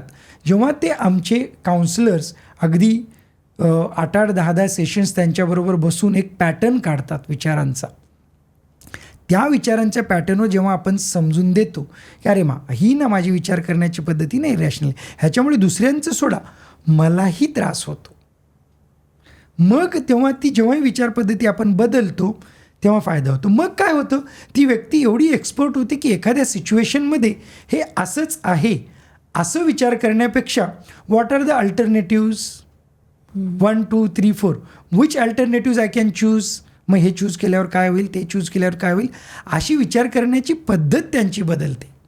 फॉर एक्झाम्पल एखादं एक्झाम्पल दिल्यानंतर असं आहे की समजा की आता मी एक बिझनेस करतो आहे, बिझनेसमध्ये मला लक्षात आलं अरे माझा business is not doing well, okay, माझं नुकसान आहे, ओके, नुकसान आहे म्हणजे मला त्रास आहे, सपोज एक्स अमाऊंटचं नुकसान आहे. मग मी विचार करतो अरे नुकसान तर आहे, मग आता जेव्हा माझी इरॅशनल पद्धत असते असं कसं नुकसान झालं, शक्यच नाही आहे. म्हणजे एखादा बिझनेस करत असताना फायदा होणं, नुकसान होणं तेवढंच आहे, ओके, पण मी एवढी मेहनत केलेली आहे, एवढं याच्यासाठी वेळ दिलेले, सगळी मेहनत केली आहे, नुकसान होणं शक्यच नाही आहे. याच्यावर जर बसलं, म्हणजे ह्या विचारावर जर तो असेल तर इरॅशनल पद्धती आहे. कुणालाही म्हणाले अरे ऐसा कैसे बिझनेस करेगा तो फायदा भी होगा नुकसान भी होगा, नाही तुम नहीं जानते मैंने ये इतना मेहनत. आता ह्याच्यापासून त्याला नुकसान होऊ शकतं, पॉसिबिलिटी म्हणजे तो काय आहे की होणं शक्यच नाही आहे, ह्या सर्टन्टीवर बसलेला आहे, त्याला पॉसिबिलिटी नुकसान होऊ शकतं ह्याच्यावर आणणं म्हणजे बऱ्यापैकी काउन्सिलिंग झाली. आता नुकसान आल्यानंतर जेव्हा ही व्यक्ती रॅशनल विचार करायला लागती तेव्हा तो काय म्हणतो की अरे नुकसान हो सकता है मेरा या हो रहा है, मग मिनिमम कैसे कर सकता हूँ. मिनिमम इन टर्म्समध्ये फक्त पैशाचंच नसतं, त्याच्यात भावनिक नुकसानही तेवढंच होतं ना. म्हणजे आज मला एक आपण फिगर घेऊ, मला 2 लाखाचं नुकसान आहे, मग मी ते 1 लाखाचं करू शकतो का. म्हणजे त्यातल्या त्यात नेगेटिव्हच आउटकम आहे, कमी नेगेटिव्ह आहे का, मग अगदी कमी लाखाचं करू शकतो का, 1000त करू शकतो का, ठीक आहे बाबा ते नुकसान तर होतंच. मग त्या फायनान्शियल नुकसानबरोबर माझ्या बिझनेसमध्ये त्रास आल्यामुळे आमच्या ज्या बिझनेसची रिलेशनशिप गडबड झाली ती पण तणावात येते, मग ती तर मी वाचू शकतो का. असे अल्टरनेटिव्ह जेव्हा आपण जनरेट करतो त्यातल्या त्यात कमी नुकसानदायक जे आहे त्या पद्धतीने जर मी विचार करायला लागलो तर माझं स्ट्रेस मॅनेजमेंट पण होतं ना. मग हीच विचार पद्धती मी पुढच्या वेळेस जेव्हा वापरतो, मग ते कदाचित बिझनेस असेल किंवा रिलेशनशिप असेल, तर तेव्हा ना आपलं भावनिक ॲज वेल ॲज जे मटेरियल ते दोन्ही नुकसान कमी होतं. म्हणून रॅशनल इमोटिव्ह बिहेवियर थेरपी काउन्सिलिंगच्या ज्या पद्धती असतात आपल्या REBT म्हणा, CBT म्हणा, हे अशा पद्धतीने काम करत असतात. ते भावनिक संतुलन करायला शिकवतात. हे विचार केल्यानंतर आपण भावनिक संतुलनाकडे वळतो. आता ह्याच्याबरोबरच थेरपीमध्ये आपण प्रत्येक त्यांचे जे विचार असतात, वाक्य असतात, त्याच्या मागच्या भावनाही आपण विचारात घेतो. ओके, आता त्या भावना असतात इंटेन्सिटी वाईज असतात. म्हणजे एखादी घटना घडली की माझा ब्रेकअप झाला म्हणजे आता माझ्या पुढे काहीही चांगलं होणारच नाही. म्हणजे मी त्याच्या मागची माझी भावना आहेत की अगदी नैराश्याच्या ज्या गर्तेत म्हणतो ते तिथे असतो की काहीच चांगलं होऊ शकतच नाही. म्हणजे ते बोलत असतानाही अशा इंटेन्स आणि तसा पॉज घेऊन पण बोलतात की माझ्या जीवनात आत्ता ना काहीच चांगलं होणार, तुम्हाला 100% सांगतो मी. म्हणजे नो पॉझिटिव्हिटी ॲट ऑल. ती तेवढी डीप नेगेटिव्हिटी असते, म्हणजे ते शक्यच नाही.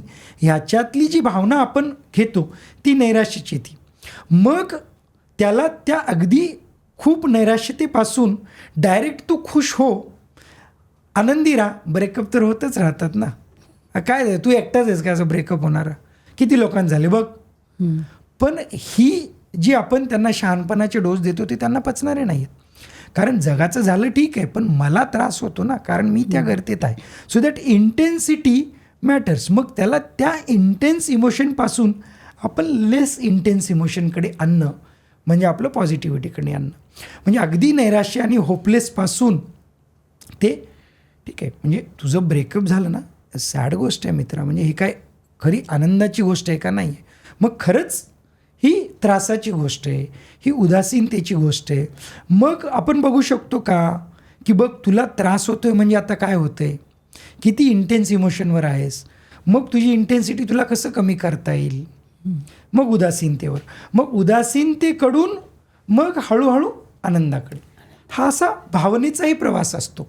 म्हणजे ह्या काउन्सिलिंगमध्ये इंटेन्स इमोशनपासून म्हणजे अँगर असेल, अगदी एक्स्ट्रीम राग की तोडफोड करेपर्यंत, की किंवा स्वतःला काही इजा करेपर्यंत, परूसपासून ते ह्या गोष्टी चांगल्या झालेल्या नाहीत म्हणजे चिडचिडेपणा, इरिटेबिलिटीपर्यंत हा प्रवास भावनेचा प्रवास असतो.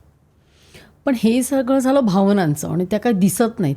तर ह्या केसेसमध्ये ब्रेनमध्ये म्हणजे ॲक्च्युअल आपल्या ह्याच्यामध्ये काय ॲनाटॉमिकल प्रॉब्लेम असतो की फक्त हा न्यूरोकेमिकल असतो? आता ना म्हणजे आपण जर सायन्समध्ये त्याच्या गेलो तर एक just क्युरिओसिटी म्हणून सायन्समध्ये जर गेलो तर आपल्याला असे बरेच स्टडीज दिसतात की भावनांमुळे आपल्या ब्रेनमधल्या लिंबिक सिस्टममधल्या काही पार्ट्स ह्या ॲक्टिवेट होतात, जे फंक्शनल MRIमध्ये आपल्याला दिसून आलेलं आहे. ओके, म्हणून नक्कीच याला न्यूरोकेमिकल बेस तर हा नक्कीच आहे. मेटाबॉलिझम जे आपण वेगवेगळ्या एरियात म्हणतो, ग्लुकोज अपटेक, रिअपटेक किंवा बाकीच्या ज्या गोष्टी आहेत त्याही तिथे तशा विचार आणि भावनामध्ये त्या एरियात त्यांची ॲक्टिव्हिटी आपल्याला दिसलेली आहे. हे रिसर्चचा पार्ट झाला. पण आता जेव्हा आपण बघतो परत ते त्या एरियामधून न्यूरोकेमिकल्सकडे येतो आणि ते न्यूरोकेमिकल्स कमी जास्त असतात हे आपल्याला रिसर्चमध्ये दिसत असतो. त्याचा उलटा असं की जेव्हा आपण त्याच न्यूरोकेमिकलची औषधं देतो तेवढ्याच प्रमाणात ते चांगले होत असतात. आता ह्यामध्ये इंटेन्स जेव्हा भावना असतात ना तेव्हा आपली विचार करण्याची शक्ती ही कमी होऊन जाते. म्हणजे जेव्हा एक्स्ट्रीम राग येतो तेव्हा आपल्याला आजूबाजूचा अवेअरनेस आपला कमी होतो, आपण फक्त त्या पॉईंटरवरच असतो. म्हणून जेव्हा इंटेन्सिटी कमी होते तेव्हा आपल्याला अवेअरनेस वाढतो. बऱ्याच वेळेस असं साधं आपल्या जीवनातही होतं की कधी कधी एवढा राग आला ना की ती रागाच्या भरात मग आपण मुलाला मारलं किंवा एखाद्या मित्राला काहीतरी बोललं.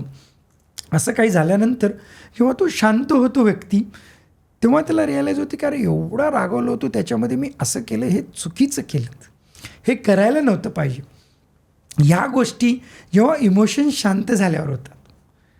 म्हणूनही ना त्याची इंटेन्सिटी कमी करणं जेव्हा होतात तेव्हा अल्टरनेटिव्ह थॉट्स जनरेशन जे आपण केलं म्हणजे विचारावर करून तेही जनरेट होतात. तर हा भावना आणि विचार यांच्यात येणारा बदल म्हणजे काउन्सिलिंग. म्हणून ते एवढं डीप आहे. असं नाही की नुसतं तुम्ही बोलताय, असं नाही आहे की त्या बोलत असताना तुम्ही तुमच्या विचाराकडे लक्ष देता, तुम्ही तुमच्या भावनांकडे लक्ष देता, ते समजून घेता, म्हणजे त्यांचा अवेअरनेस येतो, त्यांचा ॲक्सेप्टन्स येतो. ॲक्सेप्टन्स आल्यानंतर तुम्ही ते चेंज करण्याच्यासाठी प्रयत्न करता. ही काउन्सिलिंग. अगदी डिप्रेशन नसेल पण असं वाटलं की काहीतरी गडबड आहे तर मग नुसती थेरपीनी होतो का इफेक्ट? हो अगदी. आता नुसती गडबड म्हणजे काय आहे? नुसती गडबड म्हणजे ही इरॅशनल थॉट्स आणि रॅशनल थॉट्स. आपण माणूस म्हणून बऱ्याच वेळेस इरॅशनल थॉट्सवर असतो आणि त्याच्यातून आपलं नुकसानही होतं. ॲक्शन पण इरॅशनल होतात. ॲक्शन पण इरॅशनल होतात. जेव्हा आपल्याला ते कळतं की हे इरॅशनल आहे मग मला रॅशनल काय करायला पाहिजे. आता जेव्हा आपण मूवीज बघतो किंवा नाटक बघतो तेव्हा हे जेव्हा रॅशनॅलिटी आणि इरॅशनॅलिटी आपल्याला कळायला लागतं ना तेव्हा त्या नजरेने आपण कधीतरी बघायला पाहिजे. अरे मग ह्याच्यामध्ये ह्या सीनमध्ये ना तो इरॅशनली कसा वागला, मग त्याचं काय होतं हे आपल्याला ॲनालाइज करता यायला लागतं. आपण जी ती टेक्निक शिकली तर होतं ना सहज. त्याच्यामध्ये सेल्फ अवेअरनेस पण असेल ना खूप. सेल्फ अवेअरनेस हाच महत्त्वाचा पॉईंट आहे ह्याच्यामध्ये. ह्या थेरपीमध्ये सेल्फ अवेअरनेस हाच महत्त्वाचा पॉईंट आहे. म्हणजे काय होतं की जेव्हा आपल्या भावना आपण सेल्फ अवेअर होतो तेव्हा आपण परिस्थिती बदलण्यापेक्षा आपली मनस्थिती कशी बदलेल हे बघतो. कारण परिस्थिती बऱ्याच वेळेस न बदलण्यासारखी असते. कधीच आपण बदलू शकत नाही. हां, बऱ्याच वेळेस नाही बदलण्यासारखी असते. मग त्या परिस्थितीचा त्रास तर होतोच ना. म्हणजे आता कॉर्पोरेटवाले जेव्हा बरेच लोक येतात, माझा बॉस, पहिली त्यांची इच्छा असते की ह्याचं ट्रान्सफर कधी होईल. पण मला माहिती डॉक्टर हे 2 वर्ष याचं ट्रान्सफर होणार नाही. म्हणजे तुमची परिस्थिती बदलणार नाही. मग तुम्ही काय बदलू शकता? तुमच्या मनात तुमच्या बॉसमुळे जे रिॲक्शन्स येतात, मग ते तुमची भावना झाले, विचार झाले, त्याला तुम्ही बदलू शकता. त्याला कमी इंटेन्स करू शकता. असं नाही की तुम्ही एकदम उद्या बॉसवर प्रेमच करायला लागलात, नाही. पण ॲटलिस्ट हँडल करू शकतो. म्हणजे त्याला मी सामोरे जाऊ शकतो आणि सामोरे गेल्याने माझं काम काय ते मी करू शकतो. सो तो प्रवास जरी आला तरी आपल्याला दैनंदिन जीवनातला जो स्ट्रेस आहे तो मॅनेज करायला आपल्याला खूप फायदा होतो. आणि पूर्वीच्या काळी म्हणजे नॉट पूर्वी म्हणजे 20-25 वर्षापूर्वी काही ट्रीटमेंट्स असायच्या म्हणजे शॉक ट्रीटमेंट वगैरे त्या अजूनही दिल्या जातात का या अक्यूट डिप्रेशनमध्ये? हो, महत्त्वाचा पॉईंट आहे. म्हणजे आता आपण डिप्रेशनचं म्हणजे सगळंच गोष्टी बोलतो. आपण माइल्ड डिप्रेशन, मॉडरेट डिप्रेशन आणि severe depression to the intent पण आपण असं बोललेलो आहे. तर जेव्हाही आयडिएशन्स येतात किंवा अटेम्प्ट येतो तेव्हा the treatment of choice and indication is ECT, ज्याला इलेक्ट्रो कन्व्हल्सिव्ह थेरपी म्हणतात, ज्याला जुन्या जमान्यात शॉक ट्रीटमेंट म्हणायचे आणि ते आपल्या मीडियामध्ये वेगळ्या पद्धतीने दाखवलेलं असतं. पण शॉक ट्रीटमेंट किंवा ECT ट्रीटमेंट जेव्हा आपण देतो तेव्हा पेशंटला काहीही कळत नाही. त्याला अनॅस्थेसिया म्हणजे साधे जे ऑपरेशन्ससाठी आपण जे अनॅस्थेसिया वापरतो ती अनॅस्थेसिया देऊनच ती आपण प्रोसिजर करतो. म्हणून आणि त्या इंटेन्स डिप्रेशनसाठी त्या आयडिएशनसाठी ही चॉईस ऑफ ट्रीटमेंट आहे. म्हणजे कितीतरी पेशंटना आजही आम्ही ती ट्रीटमेंट देत असतो. हा पहिला इंडिकेशन झाला. दुसरा इंडिकेशन की जो सिव्हिअर डिप्रेशन आहे ज्याच्यामुळे असंही काही डिप्रेशन आहे जे आपण इथे नमूद नाही केलं की त्या डिप्रेशनमुळे स्वतःची काळजी घेणं म्हणजे दररोजचं व्यवस्थित जेवणं आणि फिजिकल हेल्थ मेंटेन करणं हेही शक्य होत नाही. म्हणजे असे पडू नयेत, 2-2 दिवस जेवत नाहीत, स्वतःची काळजी घेत नाहीत, आंघोळ करत नाहीत, व्यवस्थित राहत नाहीत, अशी सिव्हिअर डिप्रेशन म्हणजे जिथे फिजिकल हार्म आता होऊ शकतो, not just because of suicide पण स्वतःची काळजी न घेतल्यामुळे, तिथेही ही चॉईस ऑफ ट्रीटमेंट बनते. आणि तिसरं इंडिकेशन याचं आहे की ज्याला आपण औषधं गोळ्या देऊनही हा आजार चांगला होत नाही, क्रोनिक आहे, बरेच वर्ष झालेलं आहे, सगळ्या प्रकारची औषधं दिली हा चांगला नाही, देन ECT. म्हणजे ह्या सगळ्या म्हणजे इंडिकेशन्समध्ये आपण जेव्हा ECT देतो खूप चांगली पद्धती, इनफॅक्ट त्याची साईड इफेक्ट औषधापेक्षा कमी आहेत. हे बऱ्याच लोकांना माहिती नाही. पण एक मनात भीती आहे की अरे शॉक ट्रीटमेंटमध्ये वेडे लोकांना देतात किंवा मला त्याचा काही लाँग टर्म दुष्परिणाम होईल, काहीतरी माझ्या बॉडीमध्ये चेंजेस होतील असं. पण जेव्हा बऱ्याच लोकांना आम्ही देतो तेव्हा फंटॅस्टिक रिझल्ट्स आम्हाला मिळतात. किती द्यायला लागतात शॉक्स अशा लोकांना? युज्युअली याचा 8चा कोर्स असतो. 8 सेटिंग्स आपण करतो आणि 90 to 95 पेशंट्स 8मध्ये बरे होतात. त्याच्यानंतर काही लोकांना लागले ते 14 सेटिंग्सपर्यंत लागू शकतात. आता हे 14 सेटिंग्समध्ये जेव्हा चांगले होतात ते अल्टरनेट डे 2-2 दिवसाच्या गॅपने आपण करतो. काही लोकांना मेंटेनन्स ECT म्हणजे 2 महिन्यातून एकदा, 3 महिन्यातून एकदा, कारण ते चांगलेच झालेले नाहीत, असंही देऊन काही लोक मेंटेनन्स ECTवर चांगले असतात. आता आपला ह्या सगळं मेंटेनन्स ECT वगैरे देण्यामागचा उद्देश असा की ही ट्रीटमेंट घेऊन पेशंट त्यांचं दैनंदिन जीवन व्यवस्थित असायला पाहिजे. Self care, relationship, probably a job, ह्या सगळ्या गोष्टी चांगल्या असायला लागतील तर ह्या सगळ्या ट्रीटमेंटचा फायदा होतो. आता 90-95% patients of depression has got good prognosis. जे 2 ते 4% जे क्रोनिक, लाईफलॉंग आणि डिसेबल्ड असं असू शकतात.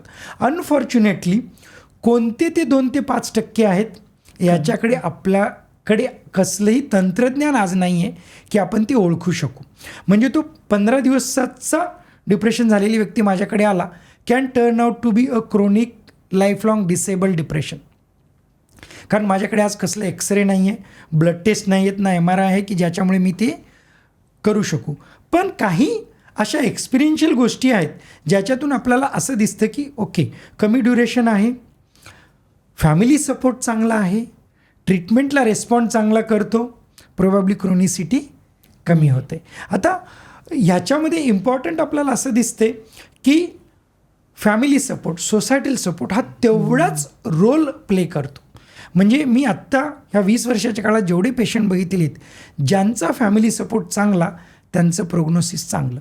काय होतं, डिप्रेशनची आम्ही ट्रीटमेंट करतो, कधी सिव्हिअर डिप्रेशन झालं ज्याला आम्ही ॲडमिटही करतो, ECT ही देतो, पेशंट चांगले होतात, घरी जातात, परत त्याच वातावरणात जातात आणि तिथे गेल्यानंतर आई वडील किंवा कुटुंब किंवा कामाचं ठिकाण ह्यातून परत तेच दडपणी हळूहळू सुरुवात होतात आणि परत ते डिप्रेशनकडे जायला लागतात. म्हणून ना आम्ही एक सध्या असं एक अनरिटन रूल बनवलं. जेव्हा माझ्याकडे पेशंट ॲडमिट होतात, ॲडमिट झाल्यानंतर आम्ही फॅमिली मेंबरला दर 3 किंवा 5 दिवसांनी बोलवत असतो आमच्या काउन्सिलरला भेटायला.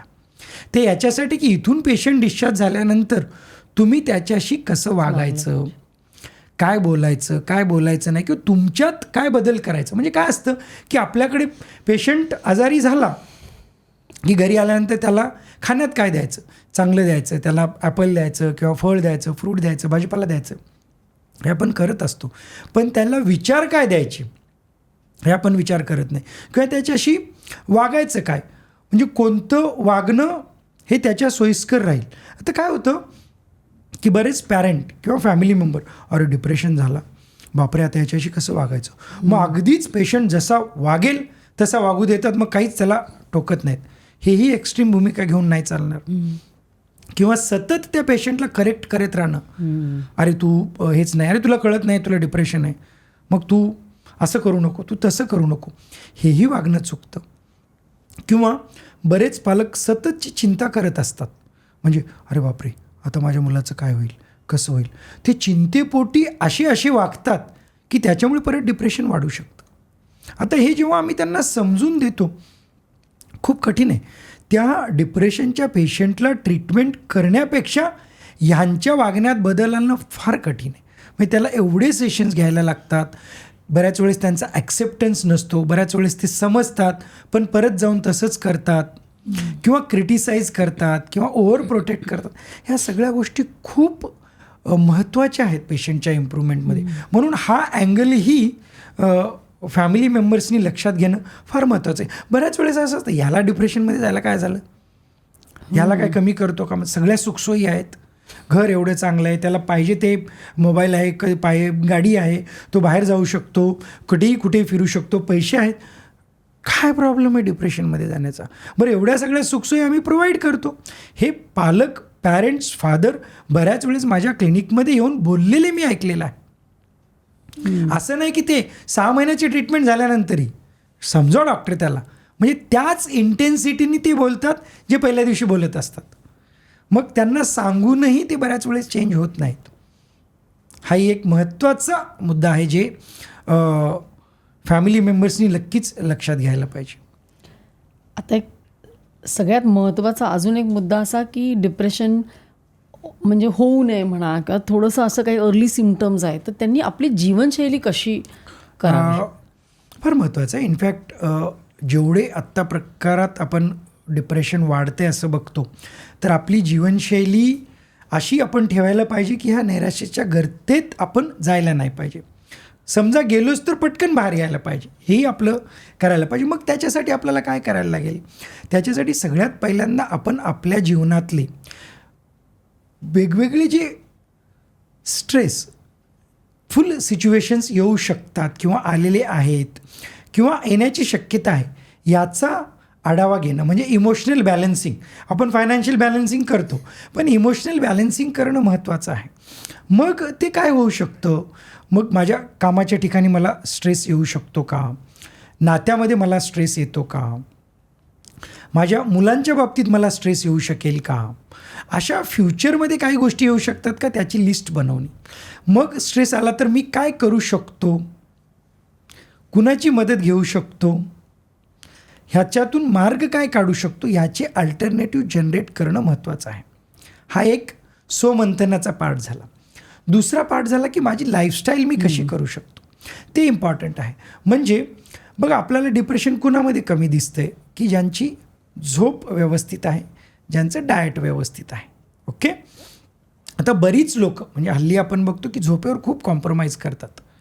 अजिबात करायला नाही पाहिजे. आपल्याला जे 6 तास 7 तास किंवा 8 तास जी झोप लागते ते घेणं फार महत्त्वाचं आहे. ओके.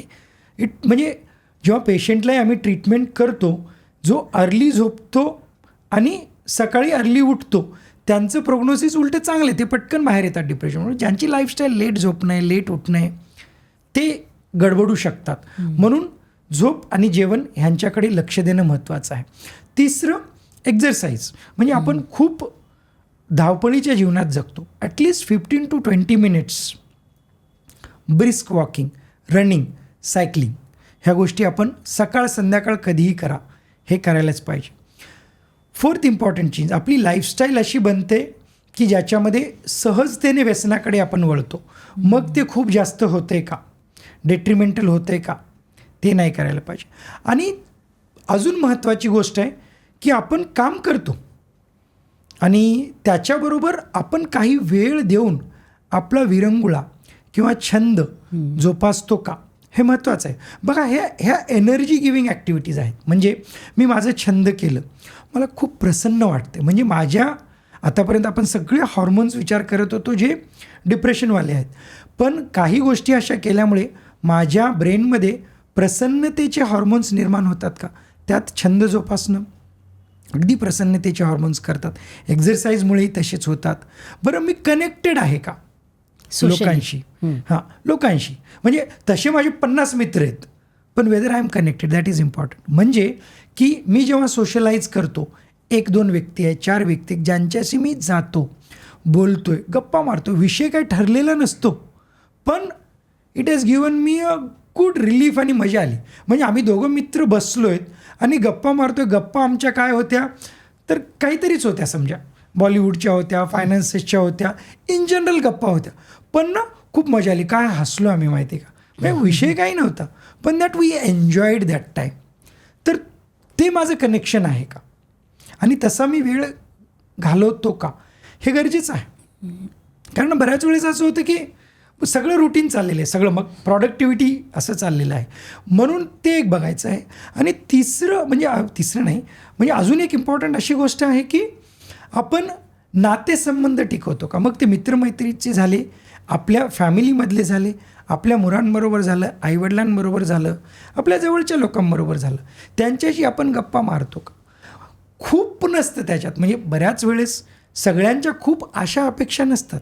तो 10 मिनटाचा बॉन्ड जाऊन, समजा मी संध्याकाळी गेलो, मुलांबरोबर बसलं, काहीतरी मस्ती केली, it just 10 minutes, that kid enjoyed, I enjoyed, fine. माझ्या आईवडिलांबरोबर बसलो, जस्ट गप्पा मारल्या, काय आहेत, त्यांनाही ते खूप बरं वाटलं, मलाही ते खूप बरं वाटलं, की असं काहीतरी झालं जे माझ्या काही मेमरीज बनवतात. ते महत्त्वाचं आहे. म्हणजे अगदी मेमरीज बनवण्यासाठी तुम्ही एक्सपेन्सिव्ह ठिकाणी फिरायलाच जा असं नाही आहे. म्हणजे 5 मिनटाची कुठेतरी गप्पासुद्धा तुम्हाला काही मेमरीज बनवू शकतात. So that is important. ह्या गोष्टी तुम्ही करताय का. जर ह्या सगळ्या करत असाल तर तुम्ही नक्कीच डिप्रेशनपासून लांब राहू शकता. किंवा अशी सिच्युएशन आली की ज्याच्यात हे गडबडी होतात, म्हणजे आपल्याला त्रास व्हायला लागला, तेव्हा आपण मग ह्या माझ्या रुटीनमध्ये आहेत का ते करतो. अरे मला खूप टेन्शन आलं आज ना, माझ्या मित्राला भेटतो आणि गप्पा मारतो, टाईमपास करून येतो. किंवा काही लोक असं खूप स्ट्रेस आला ना, मला ड्रायव्हिंग खूप आवडतं, मस्तपैकी एक तास लाँग ड्राईव्हला जाऊन येतो आणि मला खूप बरं वाटलं. मी म्युझिक ऐकतो, मला खूप बरं वाटलं. म्हणजे जेव्हा तुम्ही तणावात आहात ना, ह्या बरे वाटणाऱ्या गोष्टी करा. सतत त्या तणावात राहू नका, त्याच्यातून बाहेर या आणि ह्या करा.